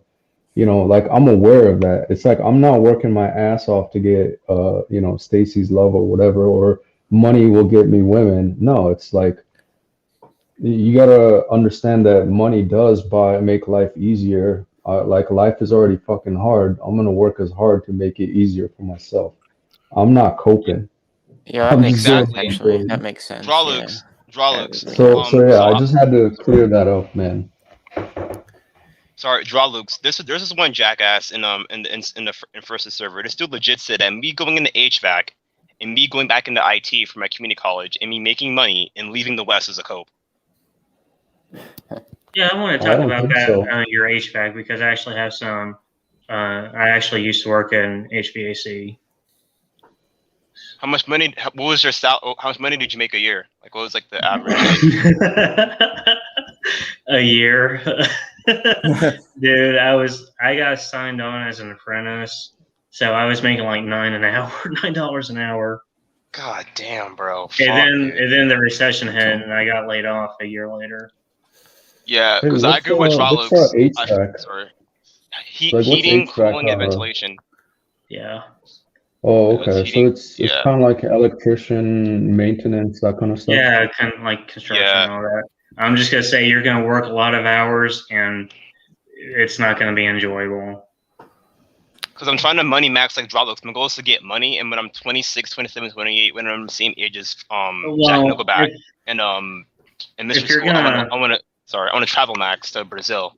Yeah, hold on. Actually, this is a good one. So Jack Tisson, you said you're a network engineer, right? Yeah, computer engineering. Yeah. Yeah, can you let us know like what the, average salary or, income for that is, even at the UK level? Well, I do network administrating. It's 25k a year. Like British pounds? I'm not sure what that would equate to US, but about $30,000. I see. That's good. Yeah, Black Ronin. I would say do something like go into like Drawlix's or even Saffron Pills Field, like with computer and all that, because you're not gonna make it in like just basic construction. HVAC is like on the low, like at the bottom of the totem pole. Yeah, I would agree. I did the same thing. I'm currently doing the same thing as what like Base Pluto talked about in the streams with like getting those cybersecurity and cloud certificates. Like I already got one cybersecurity certificate. So yeah, I mean, as a person in tech, I would also highly agree. Like, if you got the smarts and the, brains, you should definitely be going for tech. Even if you don't, like, it's still beneficial to trying to get that field. And here's the thing, right? At least even in US, granted you get your skills and certification and you do try hard to know your craft, right? Like even a low end salary job could get you easily 60, 70K. So, Yeah, you can slave wage with the average regular jobs, like, or even those gig economies, but you're not gonna make 60, 70K that easy on a regular basis, right? So, like, Base Pluto talks about this. It's literally a cheat code. Like, I work 1 hour. I'm basically working equivalent to like 5 hours of slave wage labor stuff. It's like, time is time. It's not gonna come back. So you want to maximize all you can do in the shortest amount. Yeah, I 100% agree. Like not to dissuade you or discourage you, Black Ronin. I mean, there are ways you could do it. Like in 2 years, like you can apply for a journeyman and then kind of do your own thing. Because I knew I actually worked for someone who did that, and he had no business running a business, so it folded over like after 2-3 years after he started it. Nonetheless, like there is money to be made if you're like an owner doing it yourself, but just working for like doing the blue collar 9 to 5, working for a construction company, it's not going to happen. So I would say do what Drawlix and Saffron Pill do. Yeah, go back into IT basically. I did like coding and stuff like that. Yeah, but even with IT, it's like the other route I would recommend is the journeyman stuff, like apprenticeship. Like it takes time in any field, but you need the experience and the expertise. But I think once you reach that point, it's like even a plumber, like you can make quite a bit of money. It's like, yeah, and never listen to those naysayers. Like a 9 to 5, earning your money, stable income, like that's way better than being erratic and not having income. Yeah, I'd rather maximize.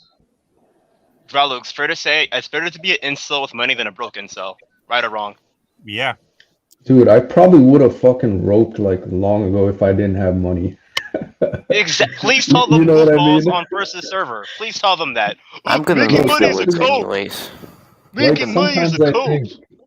Sometimes I think like if I never went in STEM Max and Tech Max or whatever, it's like what the fuck would I be doing right now? I'm trying to think back like 8 years ago, 10 years ago, because that was like the defining moment for me. But then, yeah, had I not that made that decision and stick it out, like I could see myself even far worse shape, like the dregs of society. Probably would have been a drug addict and probably off myself. I think with a lot of young guys, the option when it comes to STEM, and this is what I would do. I would study cybersecurity. The opportunity. Oh yes, Bingo, yes. That is bingo. a That's very exactly what I good did. field. That's a very good field to get into. Very good. Yeah, I mean, I think that in IT itself, obviously, if you're good at coding, I mean, I'm useless. I'm absolutely useless at coding, Python, and all Do you that. do and, Java? Did you introduction yeah, to Java? I can't do it. I can't do it. I'm useless. I can barely. I think that's if you can write Python code to a high level, you can get yourself a very, very, very good income very quickly. I don't even think you need to go to university to learn it. You can learn it off YouTube if you take the time. But You when can it get comes, certified in high school. Like you can take a class in high school for Yeah. cybersecurity. That's what I did. yeah, I mean, cybersecurity. When we move into this 5G IoT a stratosphere that's going to emerge in the next 10 years, the number one job in most of these highly developed nations is going to be cybersecurity. So if you're 18, 19 years old, put everything away, study cybersecurity. Within 10 years, you're going to be one of the highest earners in your area. And then you can start beta maxing, beta bucks and all that with the prettiest girls, Cybersecurity. No, I wouldn't say beta bucks because beta bucksing is dead now because women I've been in the workforce for the past 60 years. So that's pretty much dead. For me, the only solution for guys like me who are average men in the West but get nothing is money maxing and travel maxing because I want to go to Brazil because remember how you said earlier how when you switch your tender to Southeast Asia you got more matches. So basically what I'm saying is that a lot of black men go to South America and the Caribbean for the exact same reasons that white guys go to Asia. You get what I'm saying by that? Yeah.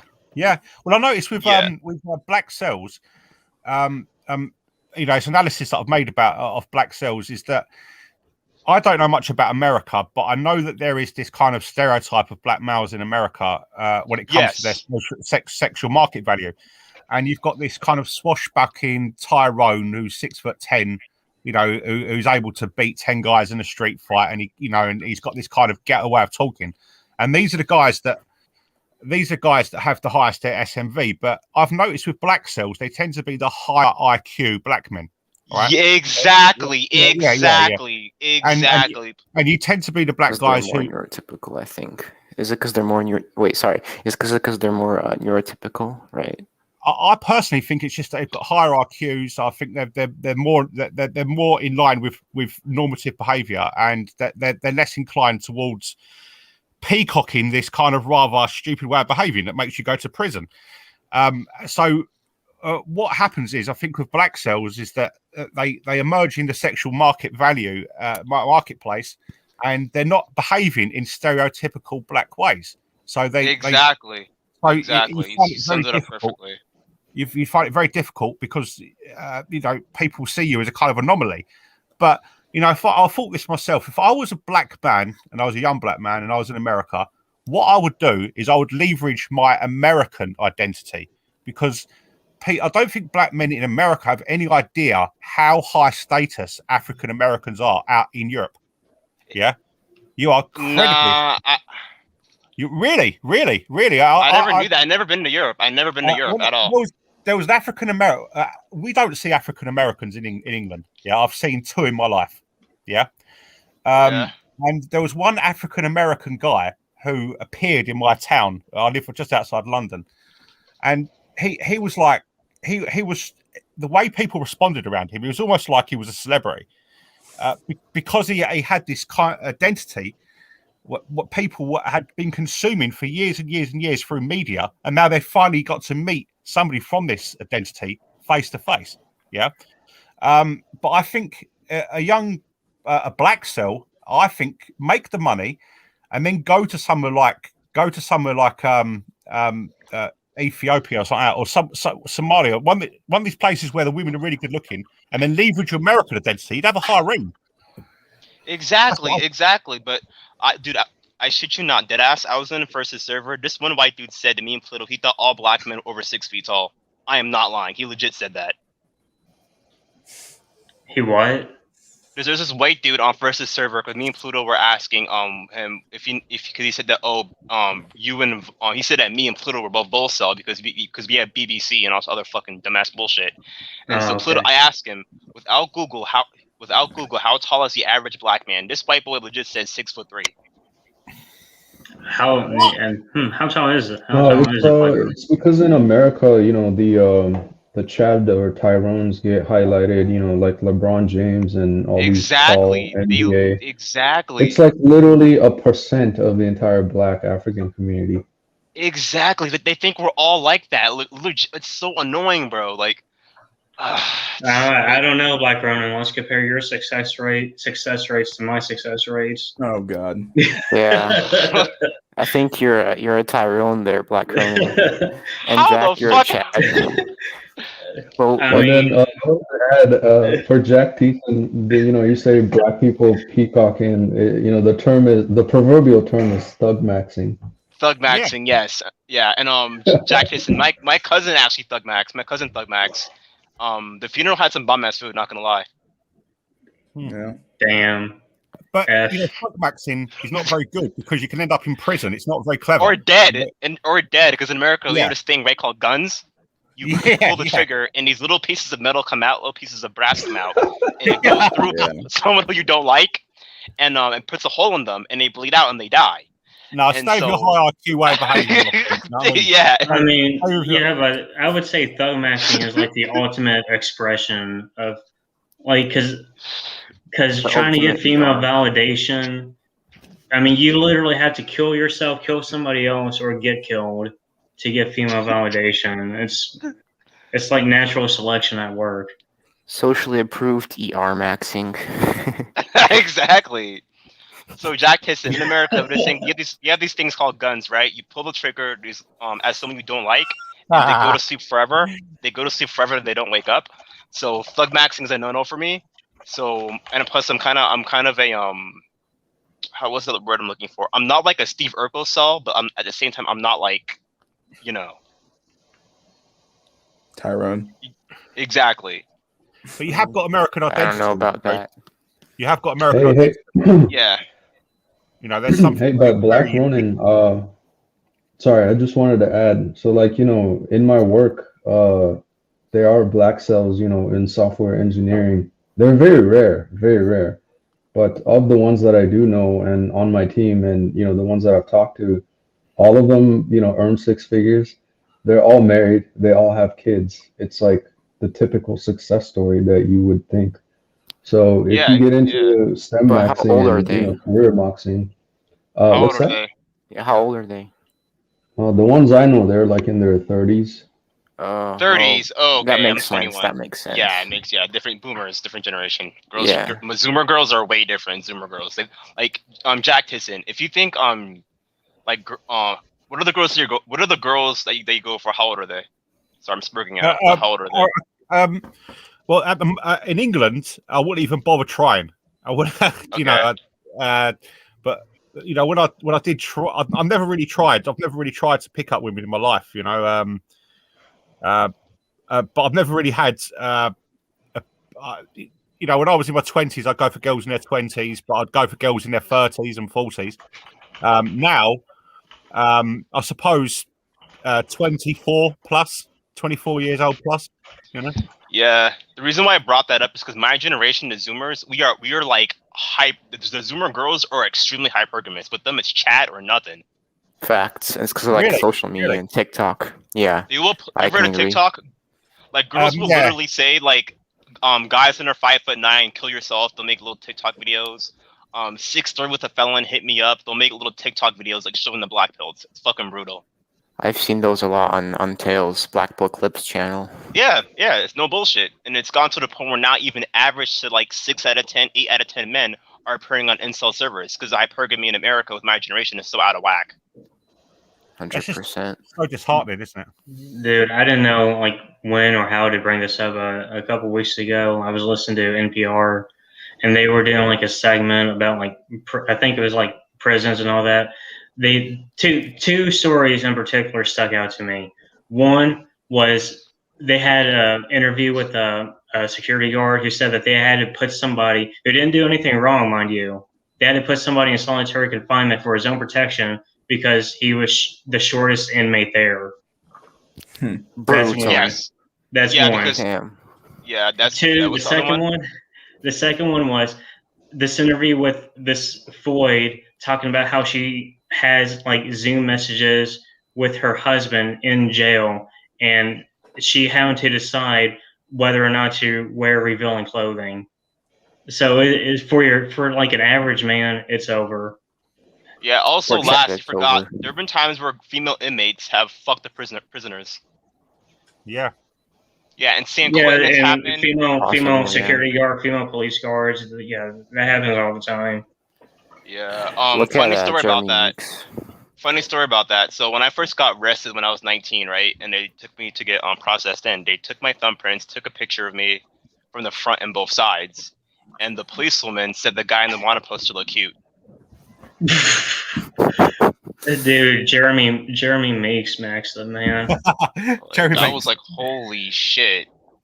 Yeah, I lambs. was like, It's all lambs. Jesus. Lambs Yeah. I confirmed. was like, Lambs. and that was like my second offense. So I got my first one when I was 14, my second one when I was 19, but I'm cool now. But I just like I was already watching incel content even then when I like before I went in, but like I was like, holy shit, dude, that's black pill in real life. Yeah, when it comes to the guys who are incarcerated in England in particular, these I've got a theory on this. It's what I believe happens is that when people are born, they get their phenotypical expression, and it gets played out in the school playground when they're children, and children instinctively coalesce amongst people who are genetically normative.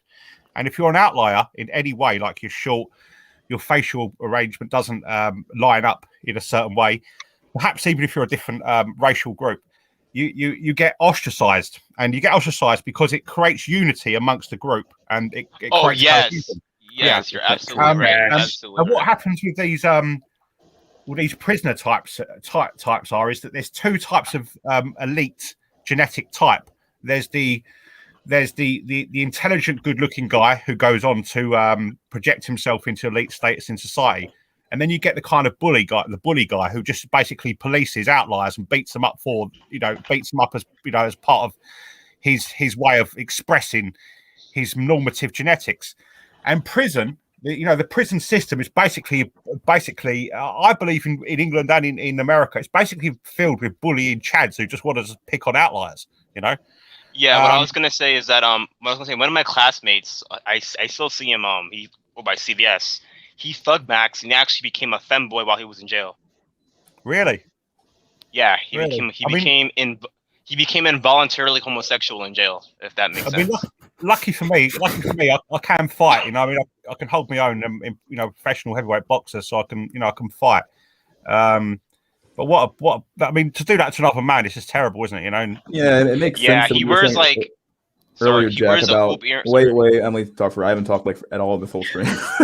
So, Jack, it makes sense what you were saying about kids though, because kids are extremely like brutal to one another. It only makes sense. Like they're basically like what you would call like, I don't want to say perfect human beings, but like they're literally like they have such low inhibition that like they have no problems like separating themselves out. Like if you want to see the honesty, just look at children. You can easily see how where kids are going to stand out in the future for the most part.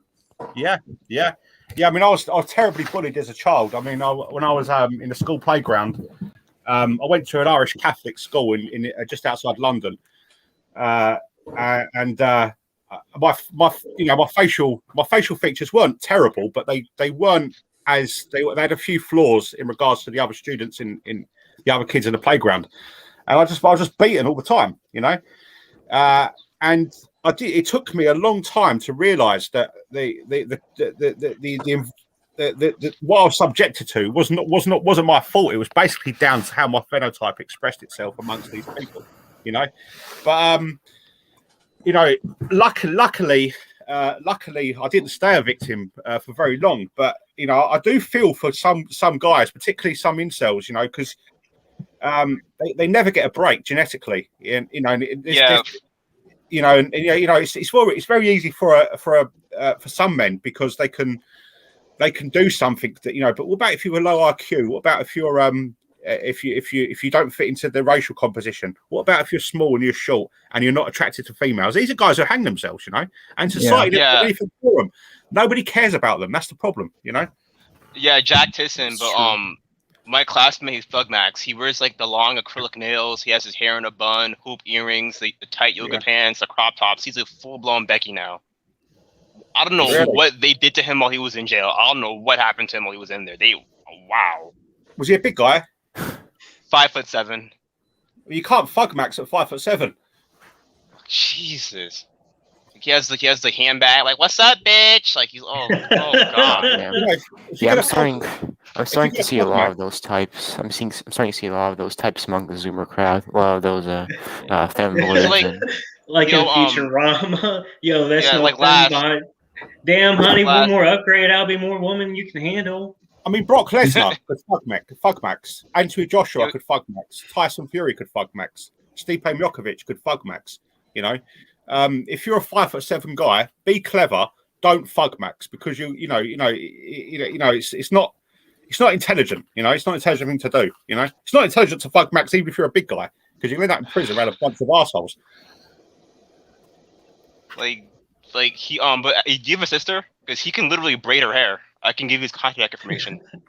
I feel sorry for the guy. I mean, why did he do it? Why did he do it to himself? Did he realize? It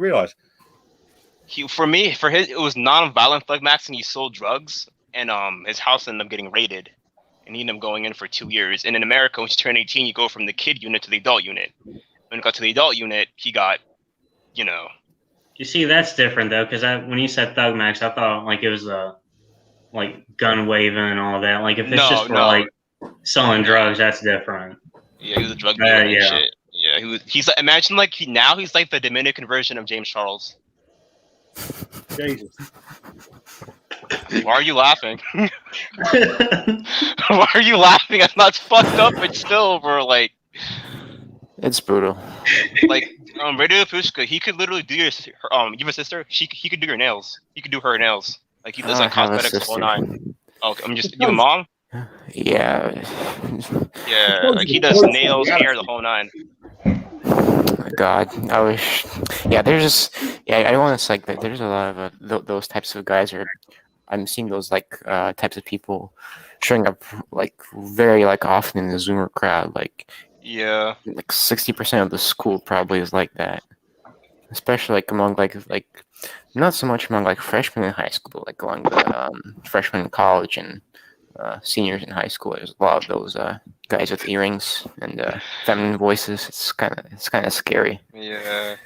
Actually, I was at a liquor store the other day. I actually saw him making a TikTok with his group of white girls. He's on makes those TikToks and shit. He's a full blown bitch, full blown Like, do you think our society is pushing that onto men as they become more alienated from themselves? Well, for my homie, for the dude I'm talking about, something was pushed on him. It wasn't society. It was a giant BBC. So I don't know.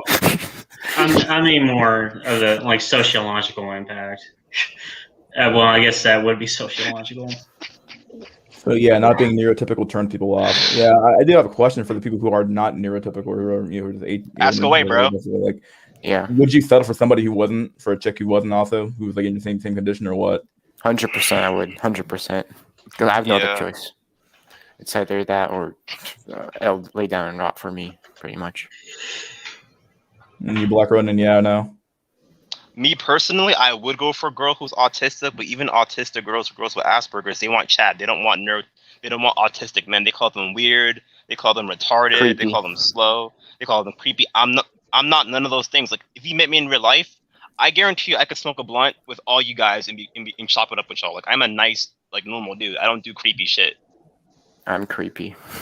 Okay. And you, Jack? Yeah, I've been called. Jack went away, but yeah, I've been called a black school shooter. I've been called, that kid's he's angry, he's weird. Look at the way he looks. I'm normal, but it's so. Aren't you by definition not normal with having autism? Well, I have autism, but I'm high functioning. I go to work. I know how to drive a car. Well, I'm learning how to drive a car. I know how to shoot a gun. I know how to like take a shower, like clothe myself. I can do all those things, you know. Yeah, but like, Yeah, same you here. you still have to like, you talk about masking and stuff like that. I know you can put on the facade, right? But like, we're talking about literally being like neurotypical, like the regular, ordinary, just fashioned way of just doing things in a regular It's about society. the social Yeah, perception. you wouldn't say you're as bad as somebody like Todd Thundercock or King of Aspies, would you? Well, for the King of Aspies and Todd, the problem with them, I feel like, is that like, for me, because my upbringing and the way I was raised, I had to mask being neurotypical like early. I had to master that shit early, because if you live in the inner city and you come off as weird or odd, people are gonna pick on you. So I had to learn earlier that that's not cool to do in a social setting. Sorry. If you get what I'm saying. Yeah. I think I do. Yeah. But from what I noticed, it's easier to hide your autism around like other black folks than it is to hide around white people. That's the one thing I noticed growing up. Yeah, because they're more similar to you, so you know more about them. It's fucked up. Just act ignorant and they'll accept you. It's fucked up. Like, just act ignorant and you'll seem neurotypical. It's sad but true. Like, Yeah, that works too. But like, I still tried like socializing, get friends. Well, it's interesting because in the first like 3 years of high school, I had no friends. I would sit at the table alone, and I had these like weird, like creepy, like blue glasses, and I would get laughed at. Like there was this Tyrone who just like point a finger at me and just go like, "Look at him, ha ha ha ha," you know. And then like in the last year of high school, I kind of got more friends, but they were all like me. Like it was like they're all incels, so you know, like relate to each other. So you guys don't think you don't particularly act odd in public and odd around people. You basically know how to handle yourself generally around people, right? I know how to handle myself. But like, how do I explain it? Like, I don't know how to like interact with those of the opposite gender. Like, I can talk to you guys all day about like various topics, you know, about money maxing, you know, all the other shit.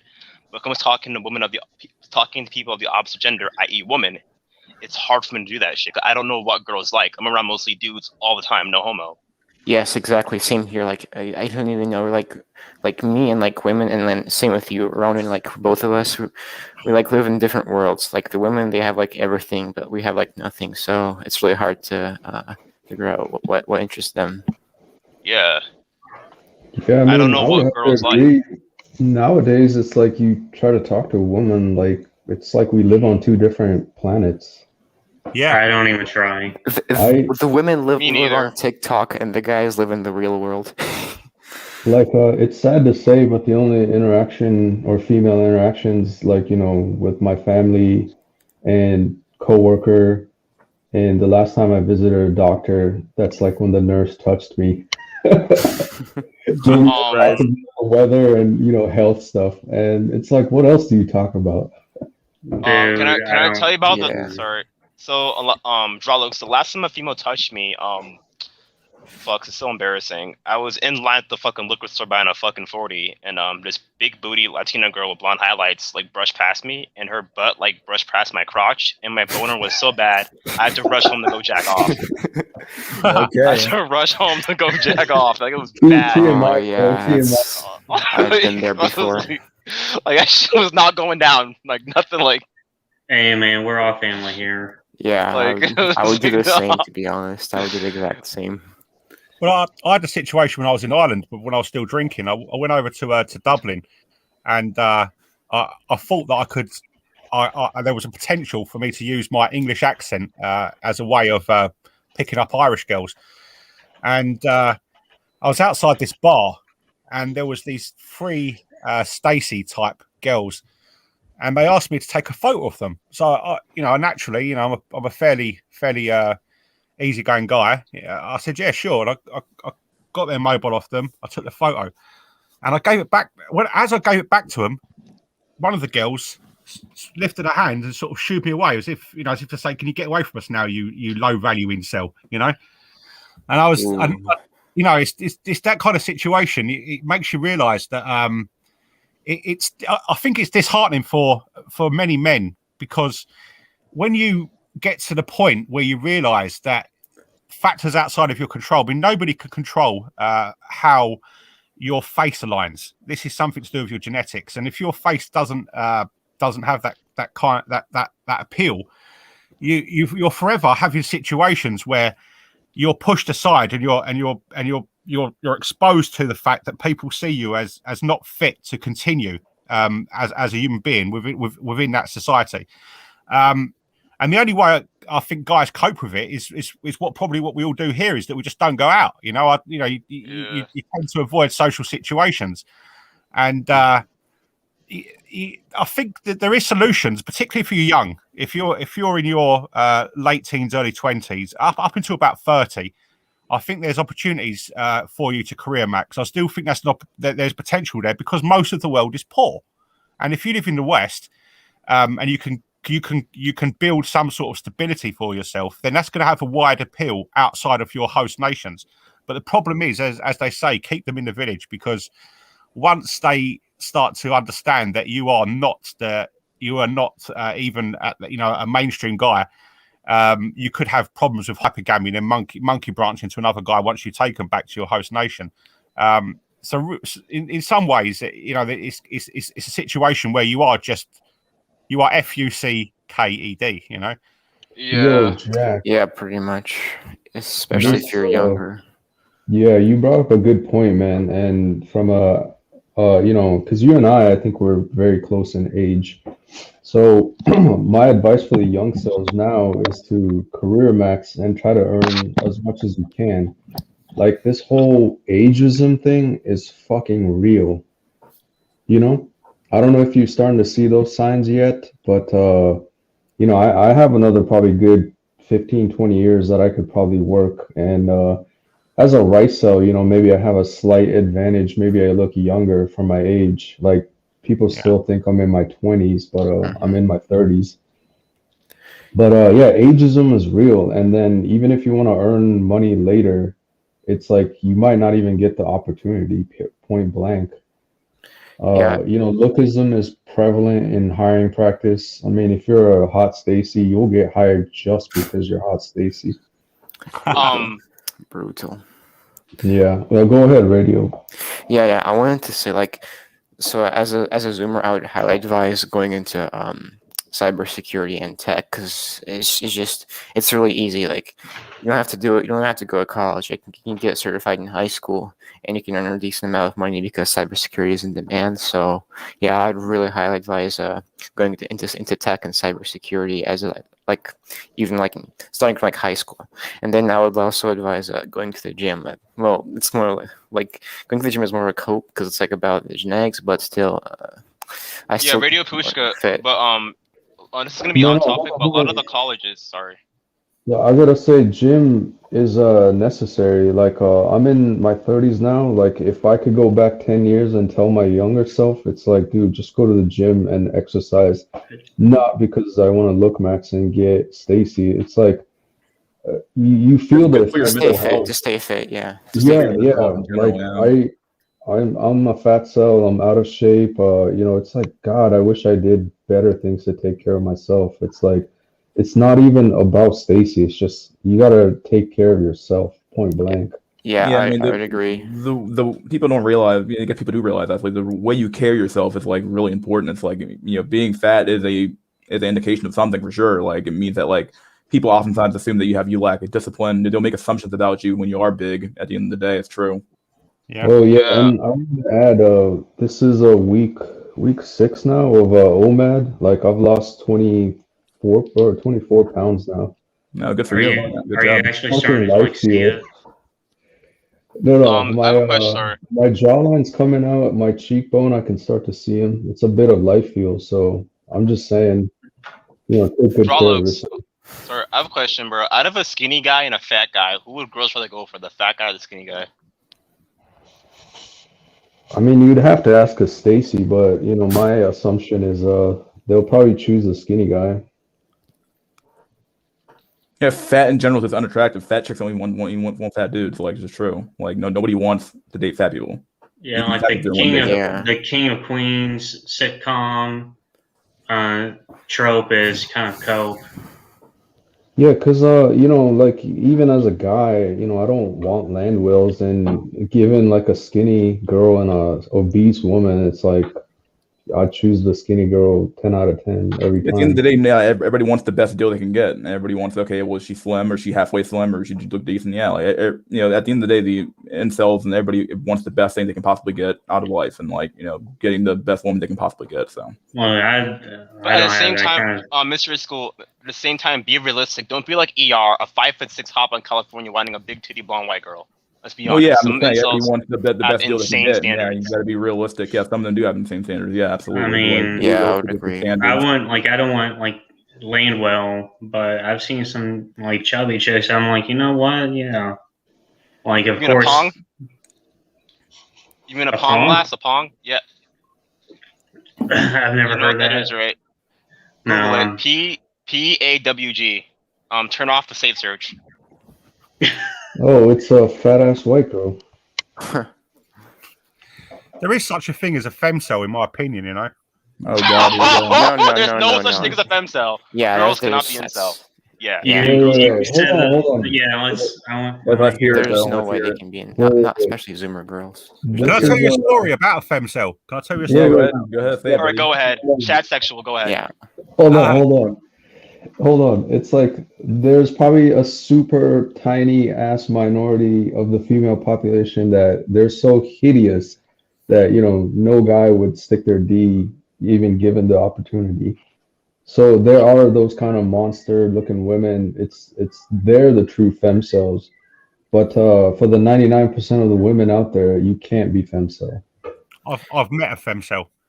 Hey, go for it. Come Yeah, I on, want to story. hear the story. Now let's Yeah, hear it. I was say during my 20s, I was I only started to get myself sorted out over the last 5 years. During my 20s, I was a wayward person. I was in and out of mental hospitals. I got in quite a bit of trouble with law enforcement as well, and I had sporadic moments when I was crazy, you know. And I was with this guy. Well, I no longer talk to him, and we found ourselves in this apartment in just outside London. And he said, "I'm going to take you to this girl's house, and you know, she's up for it of anyone." And I walked, and I know I hadn't had sex for a long, long time. You know, I wasn't an incel then, but I was bordering on incel. I think people understand that, don't you? You know, I was, I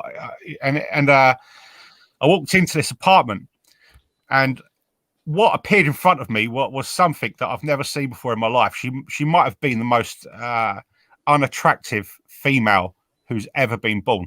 She was around 4'11". She had a brow ridge, like eyebrows that met in the middle. There was actually no gaps between the hair on top of her eyes. So an ogre. Yeah, I mean, she had this hair that was stringy black hair that went down to the back of her shoulders, but there was separate hairlines because there was gaps in her scalp, what was clearly balding. Her teeth were bad, her eyes were just hideous, and she was, in my view, she didn't have a very high IQ. And, so she was basically, basically she was like the Bruce off Halo. Oh, yeah, I mean, and I felt, and my friend said to me, goes to me, you know, she'll fuck you like that. And I looked at her, and she started running over towards me and you know, trying to kiss me and all that kind of stuff. And so what I did was I thought really quickly, and I got my phone. I went, oh, that's a text message there. I've just got to go out. I've got to go out. I'll be back in a little while, baby. You know, and I got out the flat. I have to return some tapes. And so basically, Tim, what's your name again? Jack Tisson. Yeah. So basically, the ugly girl tried to come onto you, and you Sonic the Hedgehog maxed. Pretty much, yeah. I mean, but the thing is, you're right. There's no such thing as a femcel because she eventually picked up a guy in the local area, and he was 10 years older than her. He was an alcoholic, and he was extremely low status, and he was walking around with her hand in hand. So, that's the thing, though. I would say, Jack, is that just by the very nature of like demographics and male desperation, like for every one man who wouldn't do that, there's like 100 who would. Yeah, but it's very rare. I mean, every male has a certain. I mean, my standards are very low. My standards are very, very low. I would go with a woman who was overweight. I'd probably go with a woman who's obese. I wouldn't have this standards where I said no to a woman. But when you get down to levels where you're dealing with genetic problems, I think a lot of guys will stop there. Yeah, for me, my standards are no land whales, no crackhead chicks, and no fucking what's that word called? No feminist chicks, no ultra leftist chicks. I can't do it. Nope. I'll be fine with a feminist ultra leftist chick. Wouldn't bother me at all. Yeah, I'll be fine with that too. But just have a pulse. That's my only standard. Have a pulse. My God. I'd be more concerned with a woman who was political. I think when women are political, it's a bit of a turn off. Yeah, can I hit you with a brutal black pill? Liberal women are very fascist in their dating habits. You get what I'm saying by that? Yeah, of course. Yeah, because they tend to be middle class. Yeah, there's there's actually a term called SJW in the streets, Nazi in the sheets. I mean, the funny thing is that you can't actually JBW in England. As you know, England is about 80% white. It's 20% non-white, and it's not a case that if you're a white guy, you can just walk over to a neighborhood where there's black people, Arab people, and just pick up girls straight away. It doesn't work like that. Because you are basically one of many. I think JBW can only work within the context of abroad, outside of Europe. I disagree with you because I've seen like 5'8", 5'7", 5'9" white dudes with pretty ass black girls, and the black girls give the white guys a pass for certain behaviors. Well, yeah, I mean, this makes me sound like a bit of a Chad, actually. I mean, I was 28 years old, and I was in the library, and I did actually have a black chick come on to me one time. Yeah, exactly. Because the thing is, right? They'll give I'm not white a good-looking boys. guy. You're probably better looking than me, Black Ronan. What I was gonna say is that from black girls will give white guys excuses and give them a pass for certain behaviors that they'll never give for a black man. I bag groceries, right? I bag groceries, and I deadass saw this white boy walking with this beautiful ass black girl. She looked like Zazie Beetz, the girl who played Domino in Deadpool 2. I mean, she was beautiful.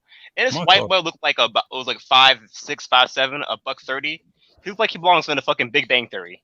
I could beat him in a fight. I could literally fuck him up in a fight. And he was this little nerdy looking dude. And I thought to myself, that black girl would never give me the time of day. I envy him. Hey, Black Ronan, would you call this white privilege? I call it Chad privilege because it's not the average white guy is not going to get a hot black Stacy. There's no way. No. Wait, how? Like, I wouldn't say, like, was she a black Stacy? Sounds like it. I was looking at something else. I wasn't paying attention. Sorry. Yeah, she was a black Stacy / Becky probably. With somebody look like from the Big Bang Theory, man. Yeah, he legit looked like that. That is my hero. That's still a Chad though. So what was the question, bro? What was the question again? Yeah, what do you call that white privilege? Yeah, no, it's just be white because that black girl would never be with me because I'm similar to him. Because he's white, his nerdiness or his awkwardness is excused. My God. Why do you say that? No, I just find it shocking, So it would it be potential for myself then to go to somewhere in London where there's a lot of black girls and start trying to pick them up? Would that be? Yeah, you could be. I tried that. It didn't work. Let me finish, bro. I've seen like nerdy looking white dudes with black girls all the time with black girls that would never give me the time of day. So I do believe that there is some truth to that. I'm not nerdy. The problem I've got facially is not a problem. I haven't got any problems when it comes to my phenotype apart from my face. I've got quite a big nose, and it's broken. because it's broken through boxing. It goes across my face. I've got a nose that basically goes. So here's across my an interesting question for you, Jack. Have you ever heard of just James? I guess he's still a YouTuber on here. I guess would be considered a former True Cell, Incel slash. He was actually featured in a BBC documentary. He's from Ireland. Oh yes, I heard yes. of him. Yeah, and he got with some Italian Floyd who messaged him. Yeah, I would say like his problem was his location because he was from a very small populated Irish town. Because he's just like, I mean, even when he had like before his surgery, because he had a broken nose, and yeah, you could tell like it was kind of crooked, and like he wasn't like overall a bad looking dude. So I would say his problem was more like location. Yeah. Ah, shit, my eye. Yeah, but location does matter. Like, I mean, Yeah. you could be Chad, right? But then if the town population is like 10 and the only women are old hags, it's like it never began. Yeah. I was gonna ask Jack Tyson. For me, I'm kind of similar to you.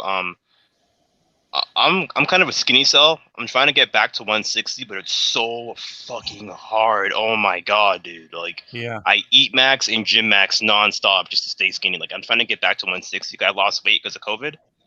Yeah, and it's just so difficult. So I'm kind of like a skinny cell, and I'm kind of like a spurg cell. But I feel like if I just got back to my normal weight before COVID and I location max, I feel like I'd do better.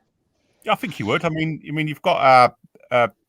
you've got several things that are to your advantage. One's your age. 21 years old. You've got a lot of opportunity. Secondly, if you got into something like cyber security, you could have a steady career as time goes on, and a very good career because that's the future. And thirdly, you've got American identity. So if you put them three things together, you're a young man. You've got the potential for a good career. You're obviously smart, and then you can usually leverage your American identity. Someone like Brazil, you could do very well. I mean, I don't know what the outcomes would be, but it could be feasible that you could pick up some sort of Brazilian Stacy. I don't know. I don't know. No, thing is about Brazil, it's a very racially mixed culture. But at the same time, you have a hierarchy among the culture, if that makes sense. So I got to watch out for that too. Identity. You've got American identity. I mean, it's. I've given this quite a bit of thought. Black Americans are the highest ranking black people on the planet, purely because that is true. You've got so much history, and I think you're the only black group in the world that can actually leverage national identity outside of your country. So yeah. Oh, speaking of that, my Jack Tyson, my mother, she's a CNA. She takes care of old people, and she took me to this dude who was a black man who served in World War II. Yeah. And this dude ran BBC game in Europe back in 1945. Yeah, Germany. Is that right?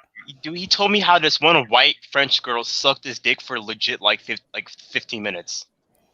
Yeah, I'm like, oh my god. It would do. After Germany was defeated in the Second World War, a lot of black GIs cleaned up in Germany for a couple of years, because they were so different. You can imagine if you're at the time, Germany was 100% German, and women like to go with guys who are different than them.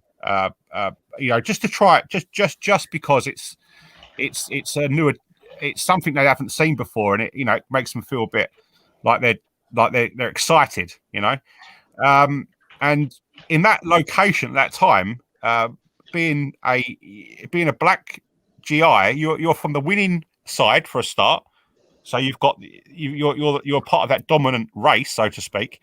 Secondly, they've never seen black people before, so you've got that kind of excitement factor. And third, you've got money. Exotic. You've got money. Yeah, these German women had no money. They were part of a defeated nation, so you would have a lot of luck there. You'd have a lot of luck there. But for yourself, I would say Brazil would be good. But I mean, if I was a black man, I think the best looking women in the world, in Africa, are East Africans. If you've seen the women in Yes, they are Ethiopia, beautiful. Yeah, they are they're beautiful. absolutely gorgeous. Yeah, and if you could leverage your African American identity in Ethiopia, I mean, my God, you're gonna get some real Stacies there. You know what I mean? Yeah, and he told me some brutal black pill shit. Like, he told me he wanted to bring the girl back to the U.S., but he couldn't because America at that time, he just couldn't. So we pretty much stayed incel till about 1953. Yeah, I need because to go back to Russia. yeah, but Jack Tyson, do you know why he couldn't bring that French girl back to America with him? You know why, right? Immigration laws. Not miscegenation laws. All right. Yeah. Yeah, whites and blacks couldn't marry at that time. It was illegal on paper, so he couldn't bring her back. And he loved that girl. He told me he loved her to death. Like, Right. Yeah. I'm quite aware of American history. You had yeah, 60s, Yeah, a lot of but- civil rights on it. And, yeah. But the thing is, right? I feel like back then during the 40s and 50s, women weren't as hypergamous as they are now. Like, no. Well, I would say it wasn't. It was more like their economic situation kind of forced them. That doesn't mean that they necessarily wanted to. that is true. That is true. But I do believe that in the 50s and 60s and 70s, you had incels back then, but there just weren't so many incels like how they are now. And It's insane nowadays, dude. Yeah, and It's just, Jesus. I don't know if there's actually been studies done on this, but compare the average man, how he looked back then compared to how the average man today looks. I'm sure true sellers were almost unheard of back then. I think there's a part of that. I think there's been this may be a little bit politically incorrect, but I think there's been since the Industrial Revolution, there's been a gradual decrease in genetic quality each generation. Yeah, and dysgenics. It's probably because of all the chemicals in the food. Because if you look at all the ingredients, there's just some very scary stuff in there. There's acid and stuff. So I think it's because of the food, and so obviously the genetic quality of the people being born is worse. Well, you also get pollution. I don't know if you guys saw the Pollution article. too, yeah. There's actually whales are actually decreasing in size rapidly now. They're not as big now as they were 20 years ago. The oxygen, the plastic in the ocean, it all comes back to us. So, pollution and stuff like that has a contributing factor to it. I'm gonna cycle out for straight to join. So, see you guys. Good talking to you, man. Thank you, bro. See ya, comrade. See you. Yo, I gotta ask this question for Black Ronin, maybe even Mystery too. Mm-hmm. So, if it gets really bad in the U.S., and I'm guessing there's already people from U.S. already going back to say to Africa as black cells, and I think it's very doable because technically speaking, your money that you earn here could be easily times 3, times 5 if you go back to say East Africa. And so, and as a black cell, you would blend in. It's not like you're a foreigner in Africa. It's But the thing as is, a white culturally, man. sorry. Yeah, as a white man or Asian, you would stand out in Africa. And yeah, I do get that cultural misfit thing, but it's you would blend into the population just fine, as opposed to oh, I'm a complete white guy. You just stand out black on white. And so I know even Pluto talks about I think it was Black something channel or Black Mind Speaks, but he went back to the East or East country. He has a black Muslim wife. It seems like a legit option, just leaving the West even as black cells. So yeah, I'm asking Ronan. Culturally, I've tried to get for African girls. The problem is they don't want me to call. There's actually a slur that Africans call Western blacks. They call them Akatas and Bantus. Really? And they do not like Western blacks at all. It's so weird because that's all I attract is African white African black women. Unless you have European features, unless you have very European features. So even I actually thought that was. Do you know what? You've actually blown in the water something that I've been thinking for a long time.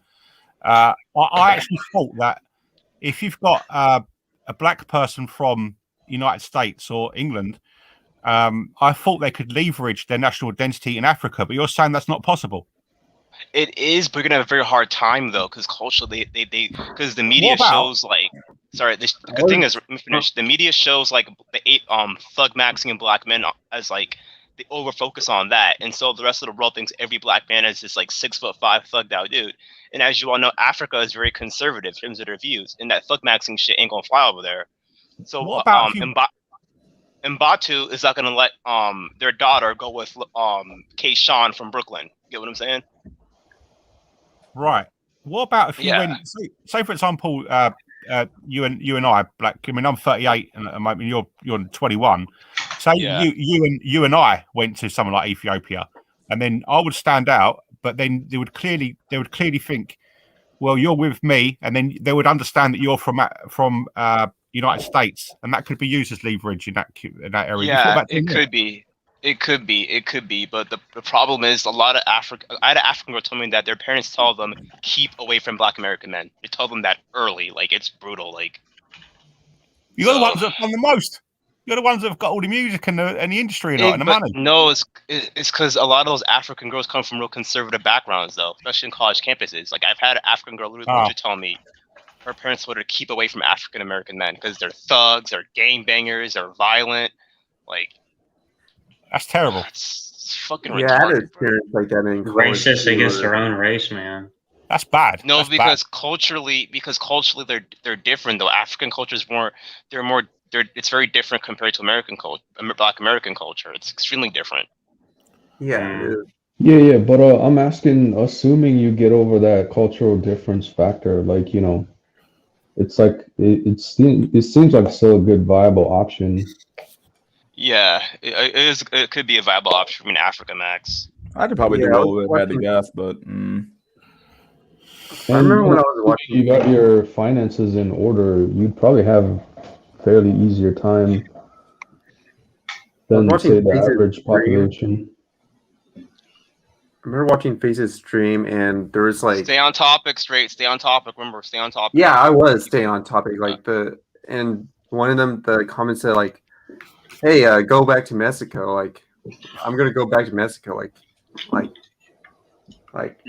yeah. And just magically like immigrate and just what's the word? Just integrate into the society that you never belonged to, that you've never even experienced. Yeah, or that you've been away from. No, hold on. You guys are missing my point. Like, I'm a rice cell, right? So if I was like, oh, I'm gonna Africa Max and go to Kenya or something, I'm like what they call like Black Ronin, you said Ubuntu or something. I mean, every black country has a name or term for foreigner or white guy. I think in Kenya it was like Muzungu. Yeah, Muzungu. You're a white guy or foreigner. Like, you can't blend in. But what I'm saying is that as a black cell, you can go back there. They couldn't tell if you were unless they like talked to you and found out about you. So let's say me going back to the rice land, I could blend in, as opposed to me going to Africa. I would never blend in. So you got to get rid of the cultural differences and all that stuff. But if you're willing to say fuck the West and all its degeneracy, I'm gonna go back to maybe third world. But assuming you got your shit together, your finances and all that, wouldn't it be easier or have a easier time assimilating and get what you want? Do you know what they've got? Can I ask you a question, please? What's your name? Drulex? Yeah. I'd like to ask you a question, and then ask Black Ronin a question afterwards. The first question I'd like to ask you, Drulex, is you say you're a rice cell. Is that correct? A rice cell. Yes. Yeah. Do you find it difficult to pick up Asian American women in the USA? Obviously, 100%, dude. 100%. Yeah. Have you thought of going over to your country of descent. I mean, what are you? Chinese, Japanese? What are you, mate? Yeah, I'm Oriental Asian. Oriental Asian. So yeah, that is my long-term goal. Like I'm stacking up bread right now. My goal is to reach $1 million net worth like in the next 5 years, and Yeah. then just fuck the West. Like that's my escape plan. And I Yeah. will go back to the rice paddies, and if I could geomax to Southeast Asia, but I'm not JBW going to Southeast Asia. I'm just going back. Yeah, I mean the one thing I find a bit strange is that I've watched videos of the Asian men in Asia, and they're asked questions about what they think about all these people practicing JBW in Asia, and they think it's a good thing. Yeah, but what's happening is that the debt for hypergamy is being thrown over into another country. I think they should. I'm not saying they should be actively hostile or be horrible, but I think they should be a little bit more protective of their culture.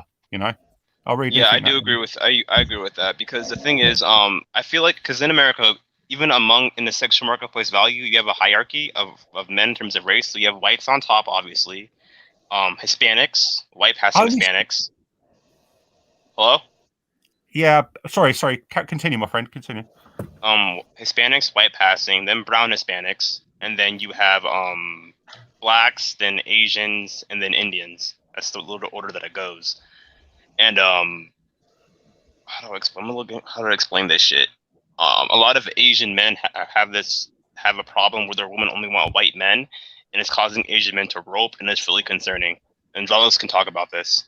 I agree. When you say about the racial hierarchy, I do partially agree that when people say that the white man is the highest on the sexual market value, but I think people don't make the clear distinction, and that is that when I watched a video one time, and it was by this rather interesting, but she was a gold digger, a white female, and she was discussing when women say there's no such thing as good men around, what they're really talking about is there's not men. Where the good Chad's gone.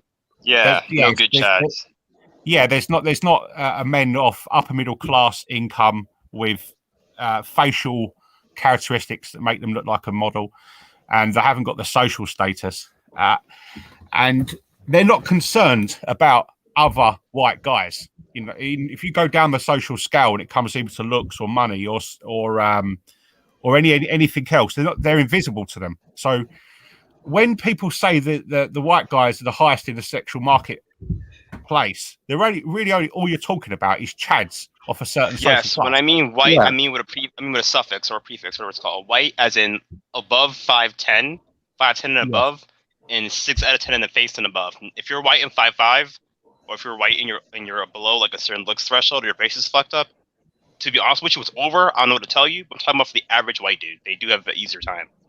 I mean, I would say in London, the I would say amongst black males, I probably have a lower sexual market value than the average black male in London, and it's only because my face is fucked up. If I had a high, if I was better looking, I would outperform him. But that's when they talk about the whites having the highest sexual market value. It's true, but it's only a certain type of white guy. I'm at the exactly. Yeah. Same thing like with as a black cell. Same thing with me. Like they want Tyrone. They want basketball player Tyrone or Thug Max Tyrone, not a freaking skateboarding IT student. Not me. Yeah. Yeah, I completely understand what you're saying. Yeah. It's a shame. But it's the only thing that I think can be done to be able to leverage whatever you've got is to understand the little niches where you have got a potential to outperform the people in your area. So, for example, you're saying Brazil is a good option. You said Africa is out of the equation because they see African Americans as a bit dangerous. Perhaps for yourself, have you thought about places like the Middle East?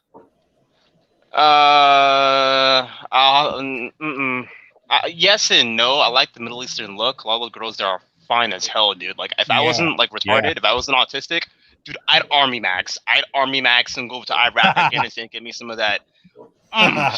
Fucking sexy. I'm about to liberate you with my dick. I will liberate them with my dick. You know what I'm saying? Give them some of that fucking democracy. You know what I'm saying? That big black democracy. Yeah, take But, this, Sarah Spring. yeah, but at the same time, it's like they're not gonna. Lighter skinned is favored, and I'm not trying to use race as an excuse, but lighter skin is favored over there. But at the same time, I could do well in the Middle East. I mean, I'm thinking myself, you know, maybe that's a place that I might be able to get ahead, is in the Middle East. Dude, you're white. You'll get your head taken off. Yeah. You don't get the joke, do you? All right. Yeah. Yeah, figuratively and literally. Yeah, you'll get your head taken off. But someone told me that in Muslim culture, a lot of Muslim girls will go over to Europe to study, and then come back to Iraq and shit and fuck terrorists. Really? Yeah, like back to the stands, like Afghanistan, Pakistan, like shit like that. Like, Yeah, actually, I know I'm not deep into the Pakistani community, but I know a lot of Pakistanis around my area, and truth be told, a lot of them end up marrying other Pakistanis, but like the upper tier ones, they definitely do marry out. They marry out a lot of white women or white men at the end of the day. So like, and they're more light skinned typically, obviously, so typically they end up they do marry out quite a bit, and there's definitely a huge social faux pas about doing that. Like, you definitely shouldn't. There's a lot of weird. You get a lot of side eyes from the community when you do marry out in the Pakistani community, but no one really says anything because, like, as long as you marry a white person, you're generally okay. But yeah. I should have army max, man. I should have fucking army max. The Arab cell communities too. Like, I don't see Arabs marrying like Asian or black men or vice versa. Yeah, I would say it's very much like the I think first always because of the Hispanic community. The Hispanic community is very insular to some extent. They have like their own little kind of keep tabs on who's single and stuff like that. Like, I have a friend who's like 36, and he at least had the opportunity to get an arranged marriage. He just doesn't want to get married. I don't think he wants to get married, but he at least had the opportunity for that. And once again, their culture still practices the arranged marriage. So those, if you're like a Pakistani cell, you have that, at least have that opportunity. Which is what a healthy society should do. Like, this whole idea, like, no, the government or whatever, like the community should stay out of other people's like bedroom business. Like, no, that's how you keep a society functioning, is by like saying, hey, somebody's struggling. Okay, let's have an arranged marriage. Let's get two people together and see what we can do. Let's see what we can make happen. Otherwise, you would just get a bunch of lonely men who can't get anything. And it's anyway. But that was the whole basis of society earlier, right? Like, arranged marriage was the normal thing. Like, it was primarily to marry off your daughter, and it's like marrying off to a wealthier, better situation. Yeah, marriage used to be far more practical than people like to admit. It wasn't very much built on like, oh yeah, we're built on love, nothing like that. It was built on, hey, you're gonna marry this guy because he's rich, or you're gonna marry this guy because he's at least halfway decent or something like that. So, Jack Tisson. Yes. So basically, what I've heard from Arab cells who've been to their home countries, basically what they said is that like, Arab, like, terrorist culture, right, is very similar to black thug culture in America, and a lot of the men will terrorist max to get Arab girls to like them. Really? It's fucking insane. Yeah, all of them. They terrorist max. It's so sad. Yeah. I mean, I saw. For myself in England. I there's a place where I live just outside London. I live in a relatively upmarket area, and this time of year it's summer, and I go down to this local shopping area where there's a high street there, and there's some rather fashionable shops. There's clothing stores. There's some European art galleries. It's an upmarket place, and I sit outside with my dog, just drinking a cup of tea. Very English, I suppose, drinking a cup of tea. Oh my god! You have your pinky out and your fucking bowler hat. Oh yeah, I look like a classic English guy, sitting outside. Oh my tea and scones. Some tea and scone. Were you was it raining outside and you were arguing with a friend about which soccer team is the best? Oh well, no. The point is that it's because it's so upmarket, you tend to find a lot of very attractive females because they're hitching up with the rich guys, and my inceldom becomes quite apparent. A couple of days ago, my dog's like the ultimate Giga Chad. He goes over to these really attractive females, and the females around this area are exceptionally good looking, and they were stroking him. And they asked me his name, and I told them his name, and then I knew instinctively if I'd carried on talking to these girls, they were going to get upset. So I just kept quiet and I just looked away. Dog pill is real, or the animal pill in general, the dog pill. Yeah, stay on topic straight. Oh God, I don't know what a dog pill. Don't bring that shit up here. Yeah, dog pill is fucking. So in America, when if you live in like a gentrified area, a lot of white girls have these big ass dogs, and you'll never see them with a man, and you put two and two together, and yeah. Oh yeah, it goes on. Yeah, it's fucking brutal here. Basically, dog pill is a thesis that girls would rather fuck a dog than unattractive sub-8 male. Sorry, 2021. I mean, I wouldn't go that far. I'm just I only take it as far as it's different example was not not excluding that they would prefer the company of dogs or animals in general than that of a man. But than an incel, than a non-Chad. Yeah.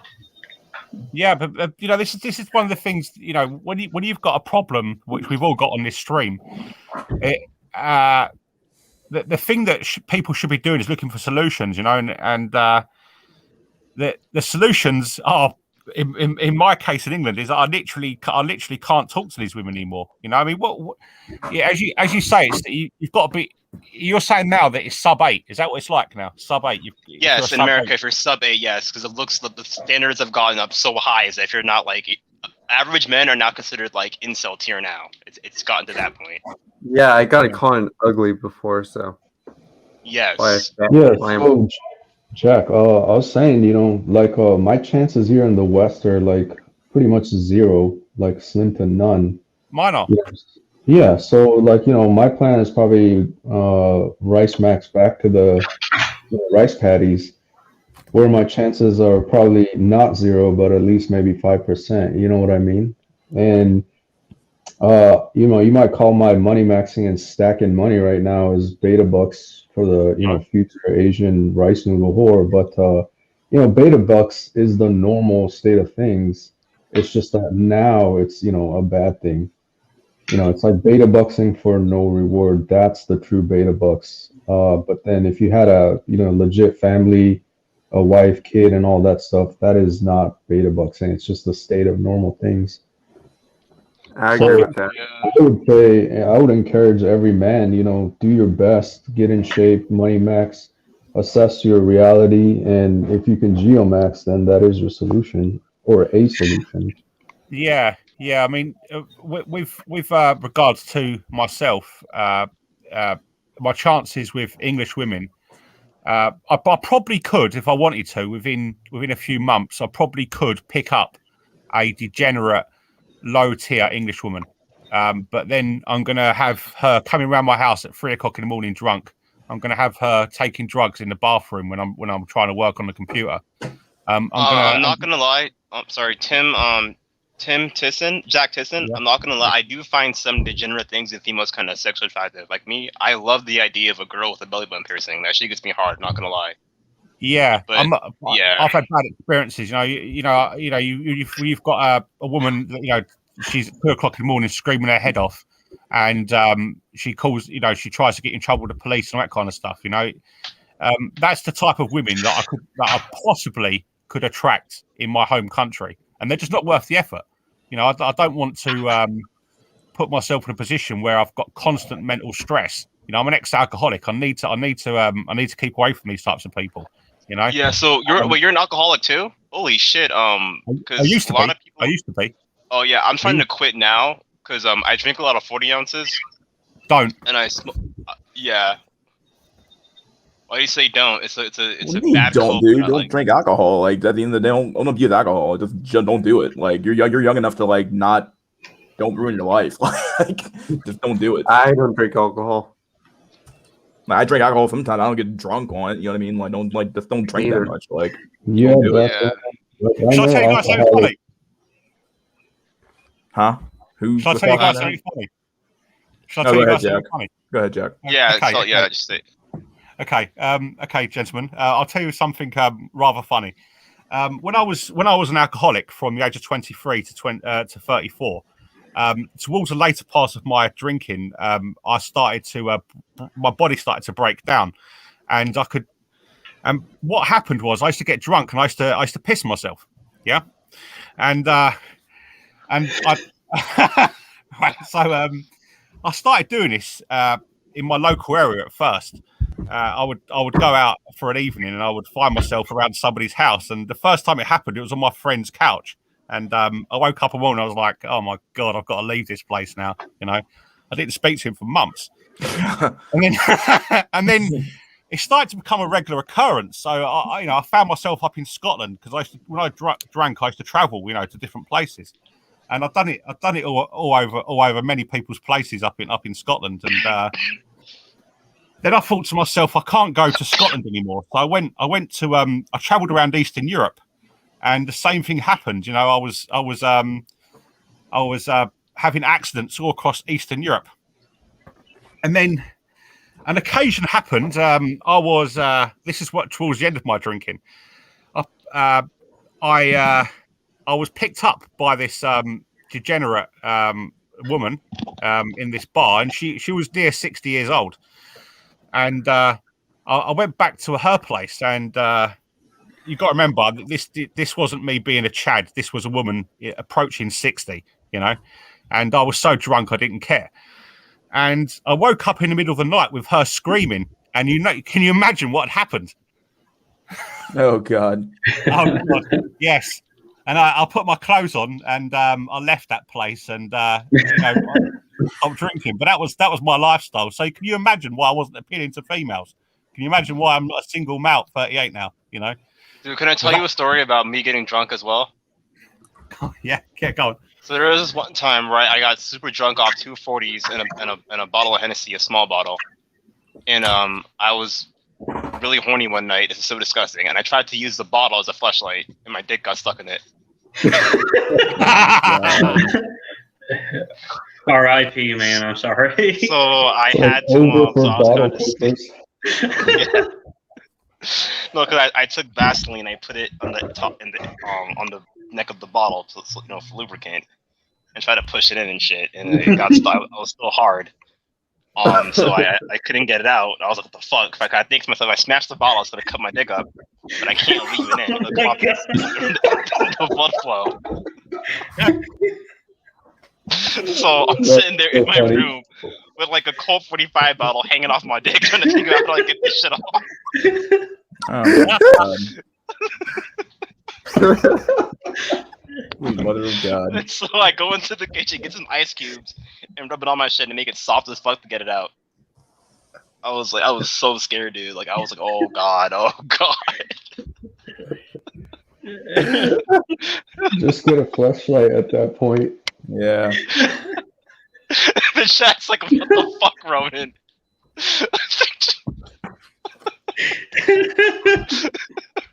Bottle points.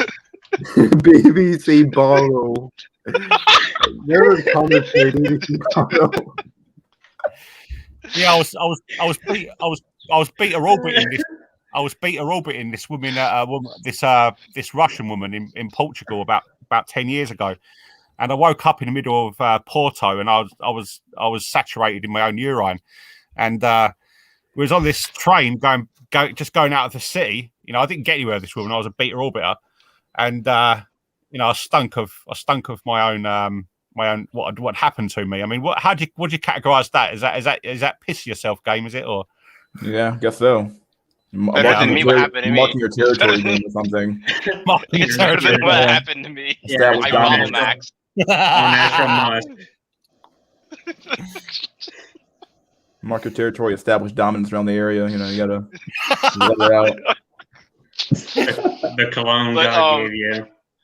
But Jack Tisson, like, it was legit on there tight. Like, I was so scared, bro. I was like, holy shit, I can't get it off. Like, I was like, oh, what the fuck am I gonna do? I think you should be proud of yourself. Because I was shocked. I got the mushroom tip inside the motherfucker. I just like, I was shocked I even got it in. I was legit scared. Like,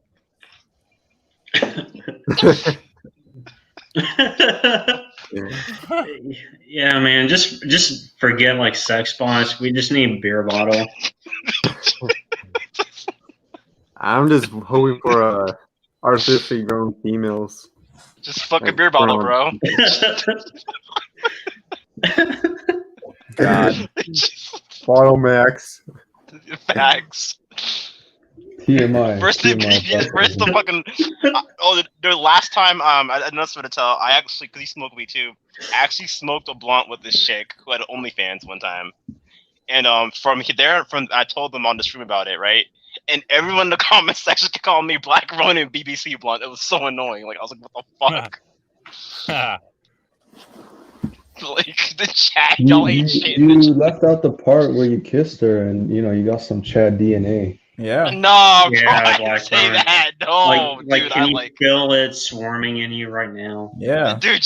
With the baby in his colon right now. As I said earlier, the baby in his fucking colon, chilling out there, ready to be born in the next probably the next 3 months.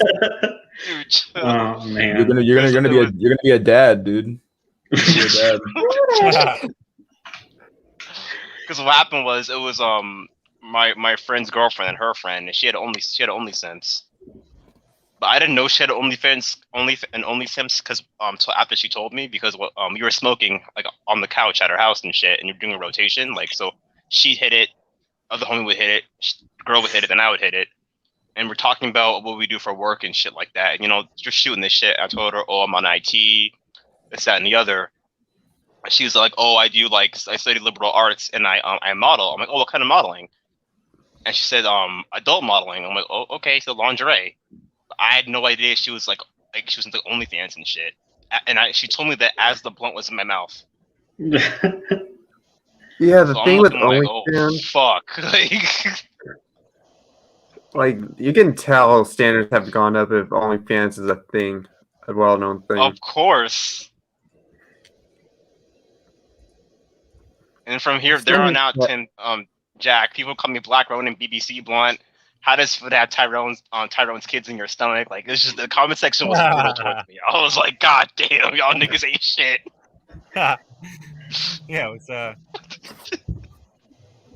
Yeah, I think I might have been the lowest status man in England about 10 years ago. I lived in this part of England, which was the most deprived part of Britain. It was actually measured as a number 1, and I lived in this apartment that was the worst apartment in the worst area of Britain. It was this real dirt, filthy, ghettoized part of southeast London. A lot of chavs? Huh? A lot of chavs? Well, it was predominantly white, but there was, there was a lot of people with low socio-economic status, and I was in this apartment, and I was drinking every day. I was a really bad alcoholic, but I started to get these mental problems, and I had this idea that I couldn't use the communal toilet because it was. I had these anxiety issues about going into the hallway when I come back drunk. I just didn't want to be disturbed. So I started to, you can imagine what happened. I started to collect my urine. So I stuck it in the fridge, and oh my God. And there was bottles and bottles of this everywhere. And I obviously, even though I was extremely bad mentally ill and that, I had this little bit of dignity left. I realised I should keep this a secret. I shouldn't let anybody know what I'm doing. So what I did was I locked my door, and the landlords. I wanted to keep anybody away from my flat, and then one day, the landlord come into my apartment because he had to do a repair, and he actually got in. And he said he claimed he'd notified me, but he hadn't. And the service workers had discovered my collection. So when I was in my apartment, I was face to face with these people who know what I've been up to for the last few months. it really let me know that I wasn't a high status male, you know. Yeah, similar story to people finding my shit. There was one time where I was in a Zoom. Because y'all know, because of coronavirus, we had virtual learning, and I was in a Zoom class, and it asked me to share my screen, and I forgot to close down incels.co. There you go. That's even worse. God damn I it. was like, I don't even know what's worse. Watching Incel TV in high school or just watching a base Pluto stream in middle of your work breaks. Dude, I Black Ronan was giving like PowerPoint presentations from Incel TV to the class. Like, they asked me to share my screen to see what I was doing, and I was on incels.co, and I was like, oh fuck. I just left the class. Like, no, I just left this. Like, Because I was Fucking incels. Gay porn would have been less awkward. You could at least got some SJW points or something. God damn. I don't even know what's worse. Him watching Incel TV in high school or me watching a base Pluto stream on a during work, just listening to a base Pluto stream. Probably him. Like, at least you already got the school degree and shit. You could just find another job or something. Like, God damn. Because they were talking about the dog pill in the thread. I'm just like scrolling and scrolling. I was like, oh shit, I got XL. I had to just leave real quick. And they were Mr. like, Ryder, what's it for you? Oh man.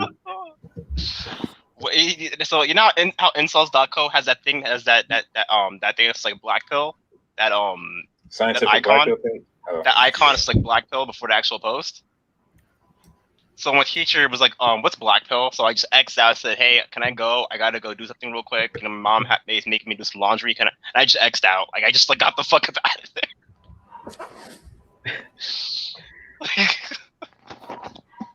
Bro, you trying to live at that goddamn asylum. God damn. Just like, I was like,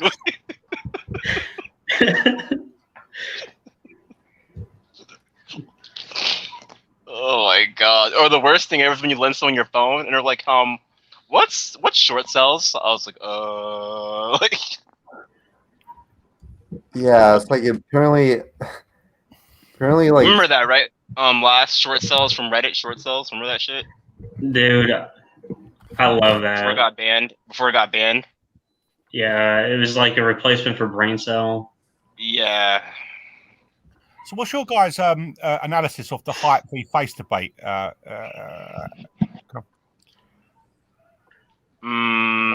versus face. I'm kind of with Todd Thundercock. Like, yeah, height's important, but it's not like the end all be all. yeah, you have to have a good face. Yeah, because as I am now, being short, if you were to tack on like another foot onto me, I'm like almost certain it wouldn't help. Yeah, that's the thing. Like I'm 5'10", and if I had a better face, I'll probably like do pretty well in my area. Yeah, I'm 5'9", but I'm 5'10" in shoes. I feel like I could if I was a bit taller, and my lower third wasn't fucked up. My lower third, I probably would do better. Yeah. If I was a legit taller, if I was like 6'1" and had better lower third, I'd do so amazing. I think it all comes down to like physical aesthetics, which height and face kind of have to go together for that. Yeah. Jack Tyson, can I say one thing real quick? Go on, mate. You and me are some sick fucks. Yes. Yes, goddamn. Like, you and me are some sick fucks. I'm glad you finally fucking admitted it. That's the first step on the 12-step program. Yeah, for sure. Like, me and you are some sick motherfuckers. You're collecting urine. Yeah, you're collecting urine about your fucking beer bottles. Like, we're just some fucked up. Fucking black No wonder we're not getting getting. No, I was right. No wonder we're not getting laid. Like, it's just like. Oh, well, I can't imagine. I mean, I'll never forget what Joe Rogan said. You know, Joe Rogan said, "Would you fuck you?" Yeah. You know, I can think back to when I was drinking in my late 20s. You know, like I'd all my urine in the fridge. You know, I had bed bugs in my apartment, so they'd get bitten during the night if they come back. There was, you know, I was in very poor mental health, and I was going into bars trying to pick up girls, bring them back to my shithole apartment in the worst part of Britain. You know, it's not exactly appealing to females. Do you want to come back to my hovel and you could get bitten by bed bugs. Don't go in the fridge. It's filled with my pots of urine. Yeah, when it's also nasty for me. There was this one time where I actually made a homemade fleshlight. Good idea.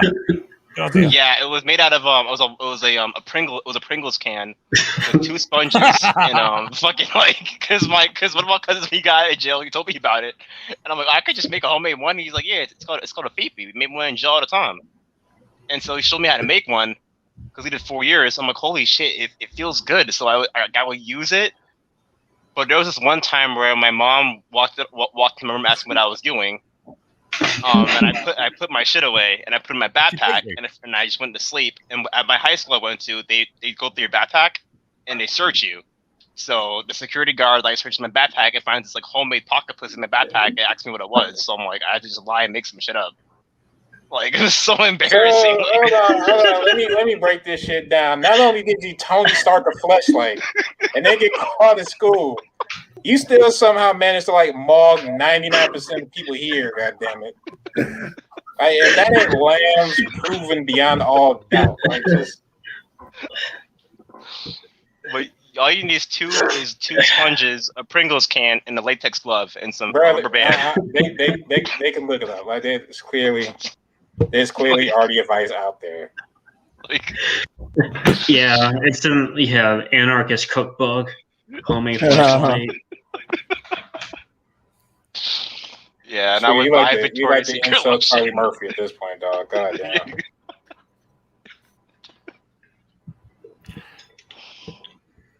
Yeah, but mine's full. I make mine extra tight. I usually get 2 rubber bands, or I take the elastic shut off my face mask and tie it together in a loop, and then put it over the sponges to make it extra tight. All right, hold on. I know the crowd wants me to ask this.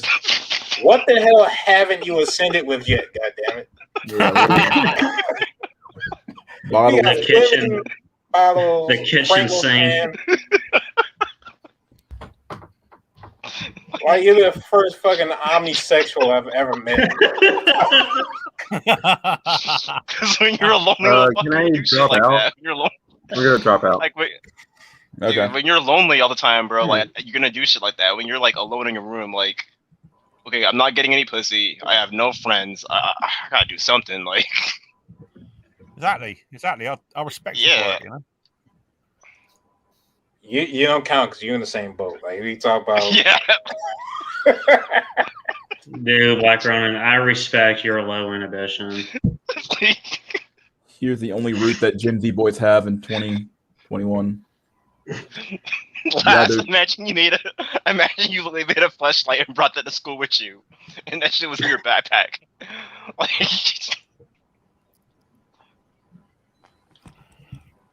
What do you think? You're normal and buy your own. Buy a real one, I guess, right? A flashlight. Yep, you either go girl or you go Joker, one of the two. So trans or jokey are. Yep, exactly. Yeah. That's the only option a Gen Z boys have in 2021 nowadays. You're going to turn 18, but the options you have, boys. Never forget that. Or you just broke.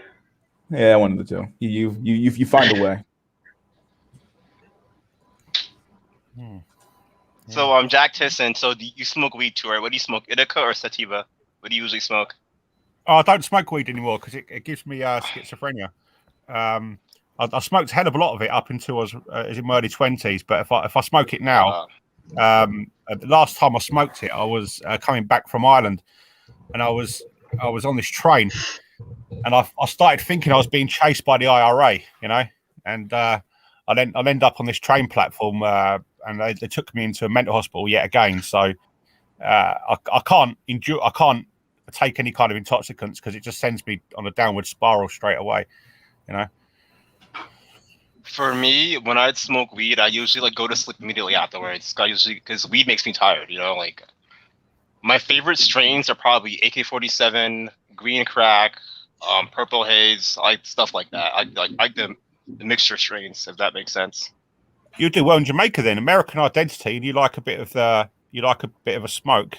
Perhaps once the money starts coming in, Jamaican girls might be an option because I think it's very big over there, isn't it? You know, smoking weed. Yeah, but Jamaican girls, not Jamaican American girls. Jamaican American girls are just like black girls. They're one and the same. They behave very similar. Yeah. It's something about this. This is a bit politically incorrect, but there's something about crippling poverty that makes females a bit more easy to get on with. You know. Yeah. So you were collecting bottles of your own piss. What did you do with it? Well, this was the thing. I had this habit. I think I was trying to pick up women. This was during the later stages of my drinking. What I'd do is I'd go out during the day and I'd find these really cheap bars, and I'd stand by the bar and I'd just drink and I'd just try and pick up girls on the bar. Never succeeded, you know. I'm not a good looking guy, and you know, I would, because I had no real structure in my life. When I got back, I would invariably fall asleep, or I would just stay awake for half hour, just talking to myself, you know. And I had this really bad, crippling social anxiety. My neighbours, I thought my neighbours were plotting against me and all that kind of stuff. I was a very ill man, and I just found myself collecting my urine and sticking it in the fridge, and you know, I had a social circle around me because I lived in this area my whole life, and on one occasion, some girl I was beta orbiting, she discovered this, and she actually said to me, you know, like, you complain about not being able to get women, but you know, this might be something you can change instantly, and you know, it might change things for you. Yeah, you can't bring a guy back here, you know, a woman back here, you know. I mean, that's not great advice, is it? If you want to pick up women, you know, you have a hovel in a deprived area filled with urine, a fridge full of urine. For me, the nastiest thing I ever did was gym max, and then sleep and play video games, forget the shower, and fall asleep in the exact same clothes I gym maxed in, and have your basketball shorts and your underwear like stick to your fucking ball sack. Ever had that happen to you, Mr. School? What? No, I take a shower. Bro, you been working? Yeah. Just take a shower, bro. Like, I got back from the gym and shit. I was too lazy to take a shower because it was like at 8 o'clock at night, and I was playing video games and shit. And it was like, I lost track of time, and like I fell asleep and wake up to go to work, and like my underwear was like glued to my fucking balls. It was so nasty. Rona, like, you need to stop spending time on other people's DNA, dog. It's becoming a bad habit. No, like, it was just stuck to my balls. I just could not get my underwears off. Like, it was bad, dude. It was sticky. Oh god, bro. Like, yeah. no one here who gym max rather happen to them. Like, they gym max and then they fall asleep in clothes they worked out in. Why would you just take a shower, dog? I mean, to be honest, sometimes I'd get home. I'm like, you know what? Screw the shower. I'm going to bed. But I do shower. You sleep in the same clothes, though. Would you take off your sweaty clothes and at least put something like new on, like take off your pajamas? Like, I don't know, like. I think how before you fucking sweating too? Like, my god, like. Yeah. Do gym like a fucking sauna, like. No, I was using the dumbbells and shit, and I was overloading. I went from like 20, 25s, 30s, 35s to 40s, and I was just like going all out and shit. I'm not a big dude. Mm-hmm. And my armpits were sweating, between my balls were sweating, and then I got home and shit, and I fell asleep, and it just stuck to me, bro. It was nasty. All right. This is why I stay inside and don't go to the gym. I'm just saying. I think extreme gym maxing can work. Did anyone here see that photo of that guy who had not a very high level face, but he really perfected his physique, and he did quite well. Yeah, if he could put on weight like that, maybe. I can't put on weight for shit, dude. It's so hard, dude. It's so difficult. Gym maxing works for such a small amount of people that it's basically not even like, I wouldn't even consider it an option. Yeah, bro. Just be Z's, bro. Yeah, I get muscle so easy. It's not even funny. So. Because do you Mr. School, do you have a ectomorph body type, like an ectomorph, or do you have a I'd say yeah. I mean, I guess yeah. I mean, I definitely yeah, I definitely Do lose you have weight. like very little muscle, and like tall, and like have that like have like a long like frame? Not like it's like you're like a line. Are you like that? No, no. Oh, okay, because I'm an ectomorph, sadly. Yeah, I guess that's when you're like shaped like an eye, No, Yeah, you're very. ectomorph is like the letter I. Yeah, that's me. that's what an ectomorph. That's what I am. You have to eat like Yeah. crazy to gain muscle. It's so difficult. You have to work out twice as hard to get what like a normal dude with a good frame gets. It's so difficult. Oh yeah, Grim. There is a gym for your face. It's called the Jazzercise, bro. Yeah. But I've Tim, Jack, Jack. Jack Tisson. There was this one time I was at the gym one time, and this is Mr. School can vouch for me on this. There was this one dude who was gym maxing, and I told you guys the story before. He grabbed the bench press and dragged it halfway across the gym and like scratched up the floor. Lift weights in front of this girl who didn't even know he existed. It was so sad. Yeah, it's terrible. I think some guys who maybe aren't very big naturally.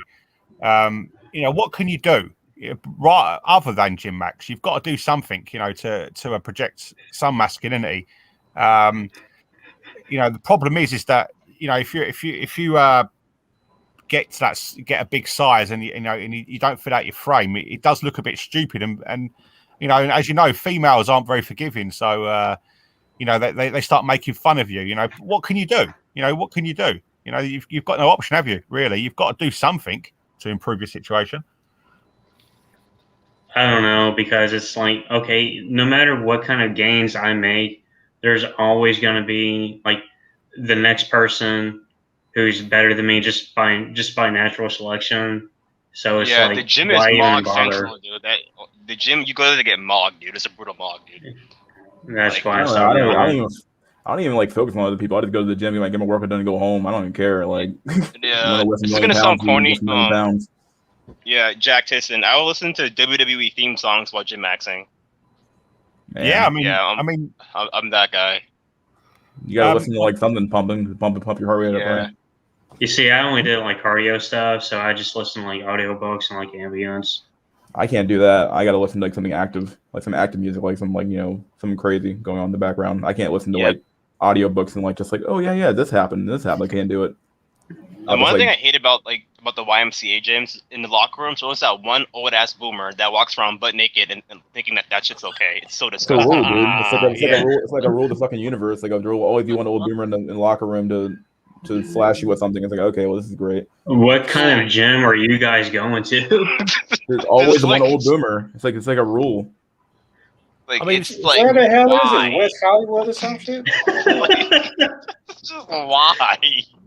I spent a lot of time in jiu-jitsu gyms and boxing gyms, a place like that, and the general culture in these places is that you do get some great guys in martial arts gyms, but like the combat arts, wrestling, jiu-jitsu, and boxing.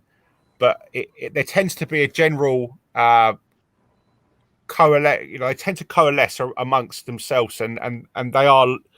It's like a sort of Chad meeting place, and that's a place where you often get mogged. I mean, I remember when I was wrestling in this gym in London, and each guy there was some sort of Chad, and if you've spent a lot of time in social isolation, when you actually come into contact with these groups, you find it very difficult. I found it very difficult to work out of them because I was always conscious of the fact that I weren't quite part of the group, and I was a bit of an outlier. Yeah.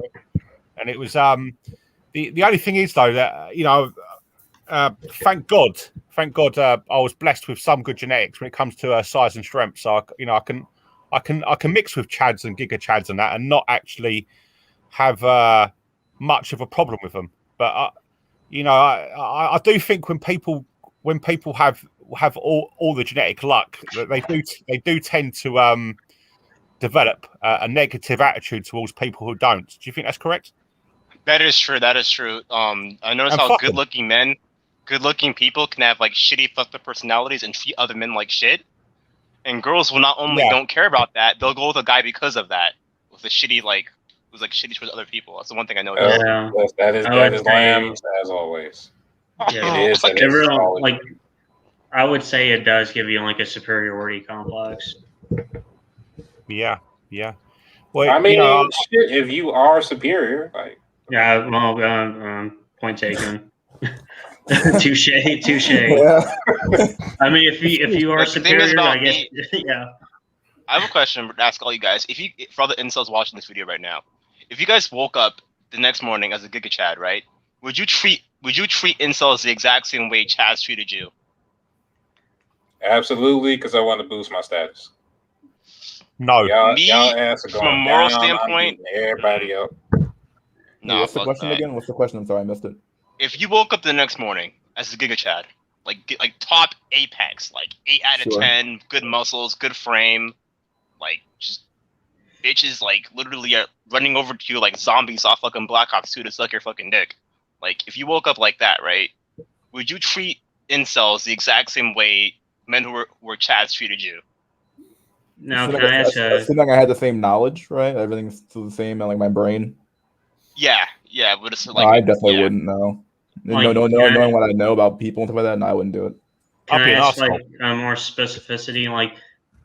Like even like suppose that this did happen, these women aren't going after you because of how you treat like other like your former fellow incels. Like that's a separate thing. Like I would they're never. not Yeah. like that they're is not true. being like getting wet because you were making fun of the mainlet. Like I mean, that's not going on. I've had that experience myself. You know, I only virtually, but I've had the experience on Asian dating sites of projecting this kind of Chad image because I'm white, and sure. I've never experienced it amongst English girls. I've never had a moment in my life where an English woman has looked at me as something special. Yeah. I think it's been said before that women judge their own race the hardest. So that is true. Yeah, that is true. That is true. Yeah, and I can't imagine what it must be like to be an English Chad. You know, if you're an English Chad, you're pretty much at the epicenter of the global marketplace. You know, there's a place in the East End of London called Shoreditch, and it's a gentrified area, but people go there from all around the world just to meet English Chads. It's pretty much you have Russian girls, you have Colombian girls, you'll have the higher echelon women from across the world, and they'll go to this place to meet English Chads. And if you're an English Chad, you know you'll be in these places, and you'll be sleeping with the most beautiful women in the world for free. Yeah. And you got to think that you're just because you're a couple of points or 3 or 4 points below them, they're having this experience and you're not. You know, it's not fair, but it's very little you can do. You know, it's very little you can do. Yeah. It's funny that some people get all the luck and some people don't, and some people get luck in certain areas and some people get luck in other areas. To actually get the full package, like to be someone like Arnold Schwarzenegger in 1980s America, that's a rarity itself.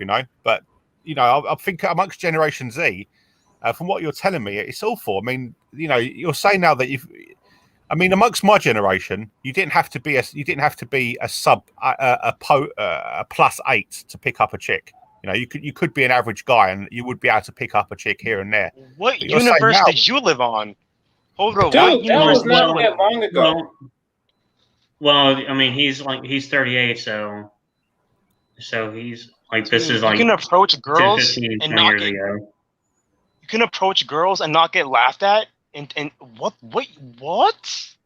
I mean, yeah, 20 years ago, there wasn't this social media, so people mixed in the real world, and you would females weren't looking at the internet; they were looking at their local area. So you'd have the local Chad, and you'd pick up the chicks, but you'd have maybe a girl who's a bit lower tier, and you could maybe pick her up somewhere down the line. But I've heard with Gen Z that lower tier chick now will be on the internet looking for Chad outside her area. Yeah, even Lambo. Yeah, dude. There's bitches in my school. Sorry. If I was my genetic phenotype and my neurotypical level, and I was 18 now as a Gen Z, I would be a pure true cell. Yeah, it's brutal out here, man. Yeah, It's brutal.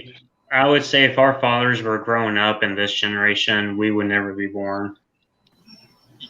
Highlight that, Mr. School. Put that on your community wall. Very high IQ by last. Very high IQ. Other Jack. Yeah, Jack. Goddamn, I gotta see what the name is. Oh, okay. Jack Tisson. Yeah. Yes. If you think Gen Z is bad, think of what their kids are going to be like. Well, it's unsustainable. I mean, yeah. That's why your birth rate is below sustainability. Shit like this. Yeah, I mean, when it comes to birth rate, this is something that's going to cause problems in the future, particularly in Europe and Asia. Because what's happened is that when societies become industrialized, women no longer have to rely on men, as we know, and make it enter the workforce, and then that, and females often would rather have a life, having flings with high status men than actually settling down and having a family. And they've got the other things like the dog pill and careerism, and a lot of them are in LGBT communities and all that, etc., etc. And once you get to that point where it's not viable for young men to be able to pick up a woman, then you're going to have a whole group of men across the whole planet who are effectively out of the game. Yeah. And what can you do with them men? In my opinion, what's going to happen is that you're going to find extreme geomaxing across the whole planet. And what you're going to find is that perhaps 20% of white guys will have Asian girlfriends in the future. You might find a situation where African American men can no longer pick up African American women. So they're all going to have Jamaican girlfriends or East African girlfriends. Yeah, it's already kind of like that. Yeah, and you're going to African American women are kind of like mostly Tyrone only. Like the standards are ridiculous. Even if you can't get Tyrone Tyrone only or white boys only. Yeah, us African Americans we're already living in the future you're thinking about. Yeah. I mean, as I said to Black Ronan earlier, the black cells. I've been consuming, incel content for the last year or so. The problem black cells have got is that you're kind of like a mutated group within the African American community, in that you're the group of people who are educated, and you've got a sense of long-term thinking, and you're not antisocial, so you're kind of stuck. You're kind of stuck in a situation where you can't. You haven't got anywhere to go. You're truly outsiders. You've got the African American community saying you haven't got the thug genes. What? And you've got the maybe the middle class white society. Here's the thing about black cells. What you talk about is actually the average African American male. It's like if you're not some kind of notable outlier, or you're not striving to be some notable outlier, then you're a black cell. Really? Kind of, yeah. If you just have a blue collar job and shit, you don't really stand out. You ain't really got shit going on like that. It's not like it. Yeah. I was gonna say you're kind of like, I'm from personal experience, like you're kind of in a fucked up position where black girls don't like you and white girls don't like you. So you learn how to be alone. You kind of like you work your little bullshit job. Yeah. You cope the best way you can. It's very fucked up. Yeah, I mean, as I said, if I was African American, I would, in my opinion, as I said to you before, African Americans are the highest status black people on the planet. Yeah, that's one good thing. Secondly, you live in the richest country in history, so you've got opportunities to improve your social level. But the third thing I've found is that I've looked at quite a bit of material online about African American females, and I think what's happened with them is that one part of them, as you say, they're going for white guys. What they're not going for white guys, Black Ronan. They're going for they want the chads in the upper middle class bracket who have got this salubrious lifestyle, and they want to hitch onto that. Yeah. They're not going for some guy in West Virginia in your country who's obviously. I mean, you know, yeah. I mean, he hasn't got a look in, you know. Yeah, and Giant Nickelback can vouch for me. When you try to explain your situation as a black incel to white incels, they'll say shit like, "Just run BBC game, bro. You're a Volcel." Giant Nickelback, you know what I'm talking about. Yeah, black cells don't exist, bro. Like, what you talking? I know a guy in England who's a black cell, you know, and I know several in England who are black cells, and it's the same reason as you're saying. The guy isn't interested in fug maxing. You know, he's not a fug. You know, he's a quiet guy, sits in the library, and that situation with African Americans is, you know, what can you do? I mean, you don't want to go to prison, do you? You don't want to do anything stupid. So no, you know, bro, I'm not a big dude. Dude, I have to fight for my life in a holding cell. Imagine me on the yard. Fuck that, dude. Fuck that, dude. I mean, American prisons are brutal, aren't they? Yeah, they are, bro. They are, bro. Like, it's fuck that. Yeah, that American prison, as they always say, is dissension central. It is Gladiator Academy, bro. Like, fuck that, dude. What are white guys like in there? Are they sort of like Giga Chads, like white guys? They're Nazis. They're fucking Nazis on the East Coast and West Coast. Most white guys, because prisons in America are segregated by race and the prison population. So you have the white guys, you have the Hispanics, you have the blacks. It depends on which region. For example, on the West Coast, the blacks and the Mexicans hate each other. They beef all the time. But on the East Coast, you can be Hispanic and be in a black gang. They have no issue with that. So it depends on where you are. Yeah. So it's separated by race. But the thing is, even among the races, they do businesses with each other. So let's say if you're white, right, and I'm black, right, and I want to get a fifi, a pocket pussy off of you, right, I might have to give you some ramen noodles as a way of like an offer, you know, like a trade. You know what I'm saying? All right. Yeah. But other than that, we are completely separate. We eat at separate tables. We separate ourselves on a yard. But when it comes to business, we might intermingle business, and that's pretty much it. Yeah, I saw documentaries, and you know, it seems to me just a place where you've just got every single bully in America stuck in one place. Basically, yeah. And you know, I can't imagine what you know.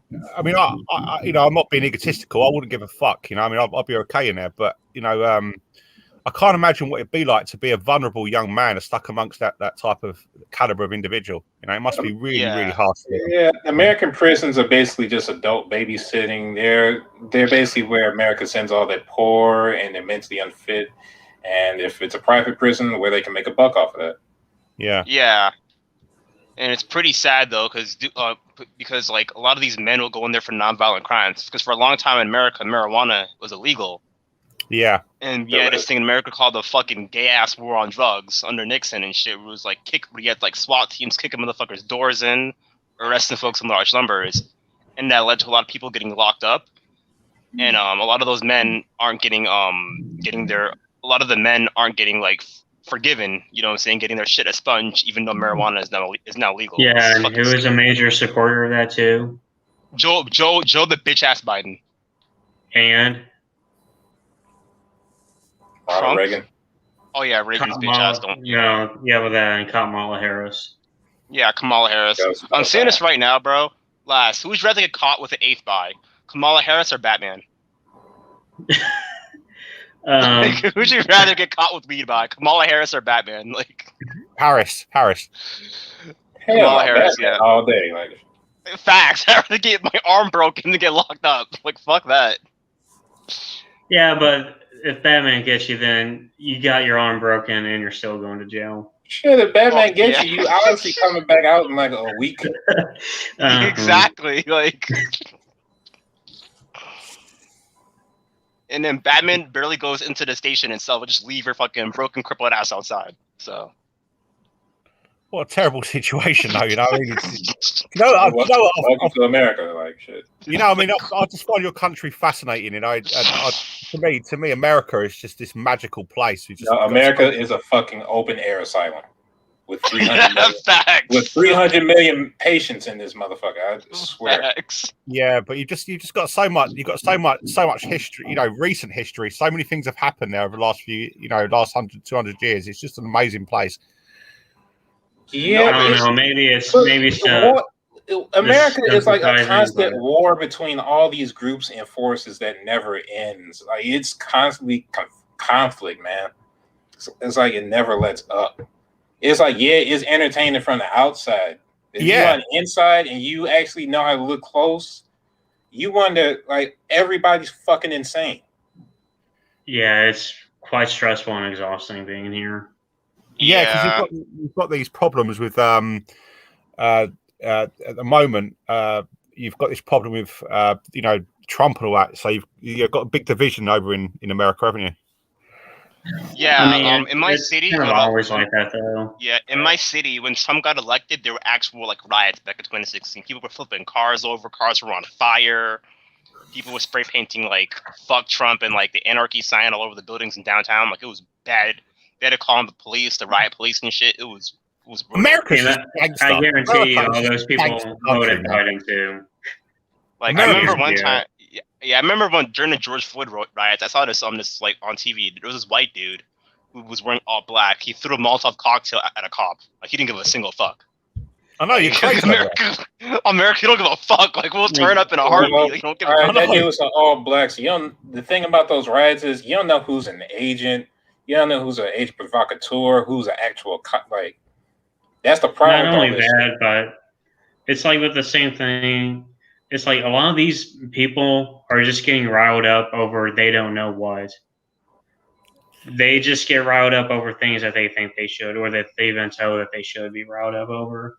Like I've been programmed to hate Trump. Oh, so I'll go out and flip cars over. Oh, but I'm gonna vote Biden because hey, at least he's not orange man. Jack Nickelback. We're not black because we don't support Biden. Remember that bullshit? Yeah, they're trying to shame black men into that shit. Black men were like, fuck that. Joe Biden. It must be hard, like even though if I was an African American man and I had my brain structure, the way I think naturally, I'd be pretty pissed off. I would. It almost seems like if you're African American ancestry, you're not really allowed to have a logical opinion. You've got to be a follower, Yeah, basically, yeah. Because I criticized Obama, and my own family got him ass about it. Yeah. It's difficult within a family. It's difficult within a family. I mean, I'm not a very political person, but I can imagine if we had big problems like you've got over in America. And I had opposing views from my own family members. Sometimes you just got to keep quiet, haven't you? Just let people. Dude's last, both Jack, especially at dinner time, talking about politics. Like, my family thinks I'm a horrible person because all I said was, "Oh, Obama hasn't done shit for black folks. He let people get shot by cops. He did all these things. He did more for LGBT. He did more for women. He did more for all these other groups, but us." You sound like Uncle Tom right now. I'm speaking the truth. Yeah, because there's conscious people that say that Obama was the first gay president, and he did so much for LGBT and Latinos, and that was LGBT and immigrants, and that was about it. Yeah, Biden is over here picking up the fucking slack. So yeah, I got in trouble in school for saying Obama and his regime blew up little kids in Afghanistan and Iraq. I'm just speaking the truth. Like, what the fuck? I mean, that whole Benghazi debacle. You can't Black Ronan, I can actually, from hearing you talk, I can clearly understand now why you have problems fitting into the African American community. I really do. It's just speaking the truth. You understand? I'm speaking the damn truth. It's the truth. Obama was a pawn. I'm the same. I'm the really same. Was. The thing is, the fuck. The crazy things I say to my fellow white people in England is just, they don't like me. They can't stand me. Yeah. So, Jack, do you mind if I ask what your opinion is about the whole Brexit thing and other referendums and all that? That's a very contentious issue. I gotta go do my driving lessons. See you guys tomorrow. See you later, mate. you later. Yeah. See you later. See ya. Models, bro. Yeah, and they'll crash. Yeah, I mean, it's a contentious issue. It's 2016. I think what happened in England is that the English people, as I explained, they're divided amongst class lines. Typically speaking, the middle classes tend to be very liberal and left wing. The working classes tend to be a bit more nationalistic, and the upper classes just tend to be part of the globalist order, and they just do whatever is in line with the global agenda, whatever it is. So basically, like we have here in America. Yeah. But it's very clearly distinct, the different class levels in England. It's almost like a force field between different groups. And Brexit was basically a vote by the white working classes against immigration. That was it, And I think after Brexit, I think English people have finally realised now that Britain is a multiracial country. It's not going to go back to what it was. What it's done is, I think it just showed the English people, the English working classes, have basically just shown them. It was like an expression of their national identity. Was it a good thing or a bad thing? Personally, I voted Brexit, but I don't think it's a good thing to be out of Europe, because in England, you can travel to England, to Europe without a passport, checks. Secondly, you can live in another country. It's great. You can live in France, or you can live in Germany, or Poland. Now we've got to have all these visas and all that kind of stuff. So it wasn't a good thing to leave the EU, but it was a protest vote. So that's my opinion. Yeah. So, this might be kind of an off the wall question, but I am curious. How do you see being a part of the union or not being a part of the union helping the incel crisis in future?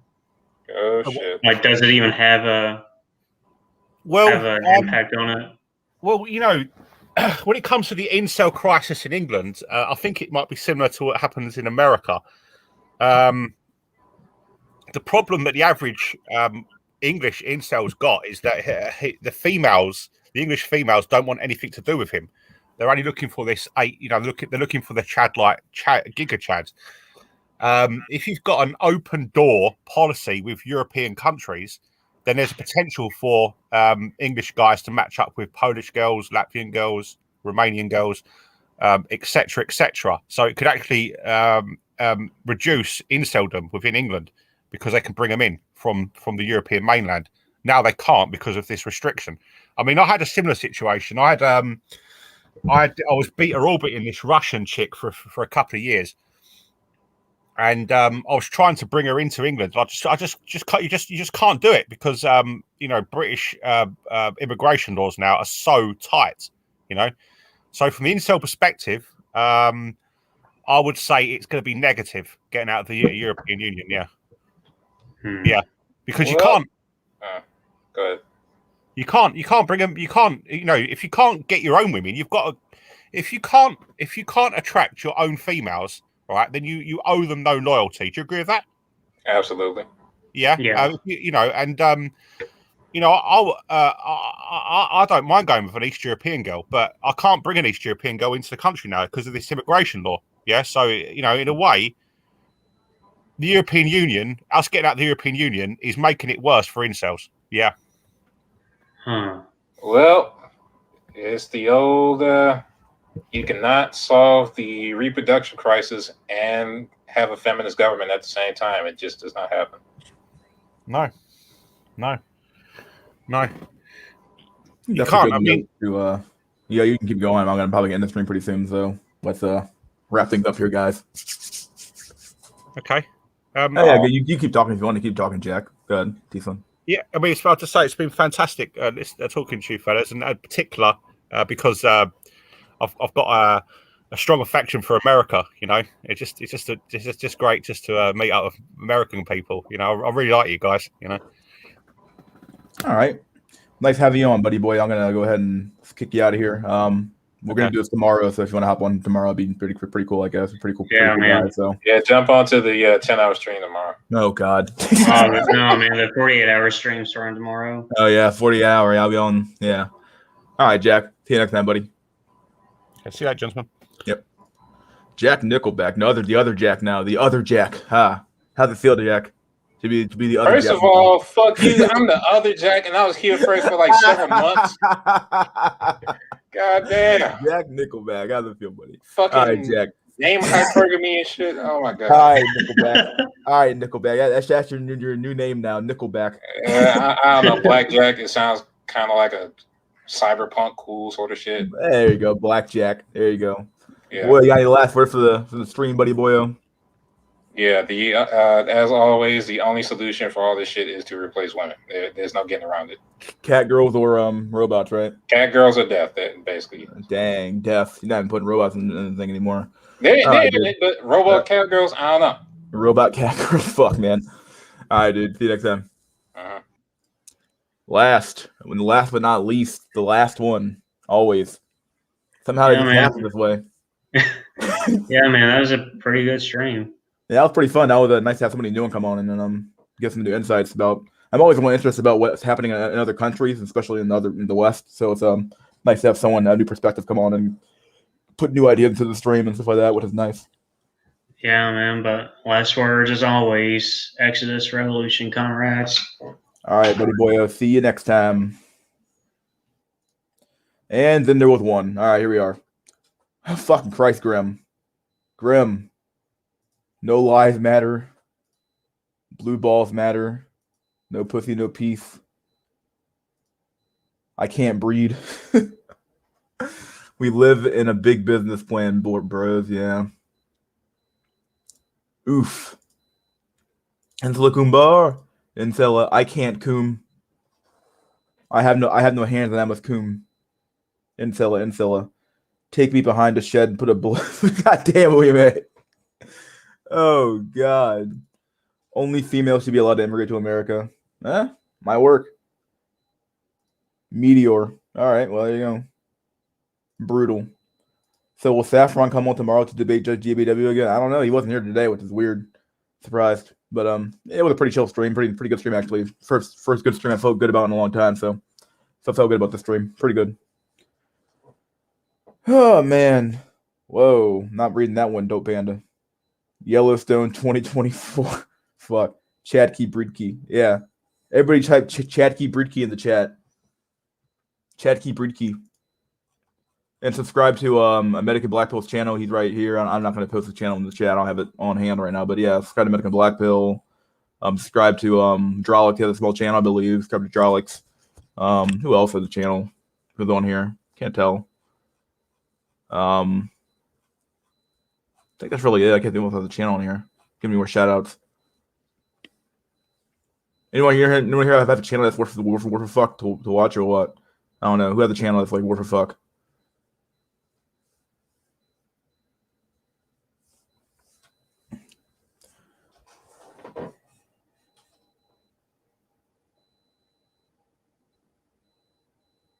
No more Inkwell content to drown my sorrow. Then I'll be here. We're going to do it again tomorrow, like usual. So have another stream tomorrow. And that one normally goes a lot longer because I normally start like in the middle of the afternoon. But yeah, we'll go pretty long tomorrow probably. Probably might start at like 3 or 4, depending on how I'm feeling. I gotta get some schoolwork done tomorrow though. You gotta get some schoolwork done tomorrow. I gotta speak a little more clear. Schoolwork done tomorrow, so I can actually get the paper done and stuff like that, so I can actually do the stream. But yeah, I'm gonna try to get some stuff done early that morning, and then we'll go to the gym, work out, come home, get some work done for my schoolwork, and then try to stream for a long time tomorrow. So another date was I do have another date planned. Yeah, me and her have been texting back and forth, and conversations have been pretty good. So hopefully things go well this time.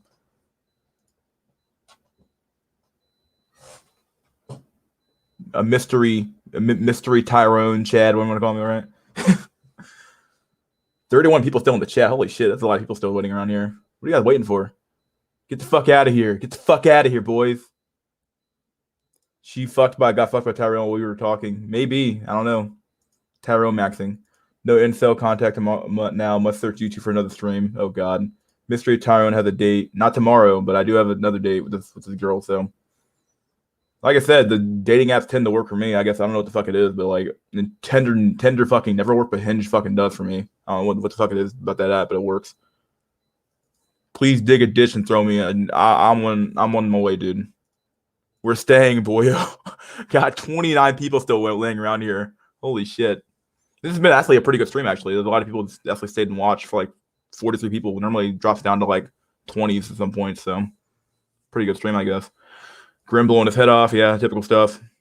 You put your height on Tinder? I did, and it didn't work. On Tinder, I never worked. It's weird. 6'1" and all that, yeah. I use the same pictures and everything. I don't know what the fuck it was. I don't know. What else? Pass the rope. Peace. See you later, buddy. Oh my god, my back is killing me. I gotta go to the gym tomorrow, hang out, get some cardio in me. Later. See you later, buddy. All right, I think we're done here. All right, buddy boys. I will see you guys tomorrow. We're gonna do this again tomorrow. So stay. I don't normally post that one up early, so probably try to be around here around 3 or 4. Well, we'll do it again. Another hour, boyo. I'm not doing another hour of this shit, dude. I ain't got time for that. Is there an escape to insult him? I'm not doing this. Post your questions tomorrow. Rope. Fuck. Fuck her raw mystery. Rest in peace. 31 people? Why? Leave. It's over. The stream is over. Go home. How many likes did I get this stream? Let's get the likes up, boy. I never have any. I never ask for likes. So it's like I feel like it's like a thing to do. I never ask for likes. Where did I stream at? Oh, let me find a fucking stream on YouTube. How many likes do I fucking have? 17 likes. Are you serious, people? Serious, people? Come on. Get the fucking likes up, dude. 17 to 28 people. There were like 40 people in here. Yeah, American. I keep missing your streams because you stream it like the fucking like the dead of midnight where I'm like going to sleep and like I can't join your fucking goddamn streams ever. So I guess it's hard for you to time your streams like with like the East Coast because like obviously it's like time differences. But dang, the dislike with Saffron. I don't know. One dislike. I don't know. Whatever. Damn, Mystery is happier with just one date with Stacy. Yeah. Fours are literally life fuel. Oh, God. Free Saffron. Fuck.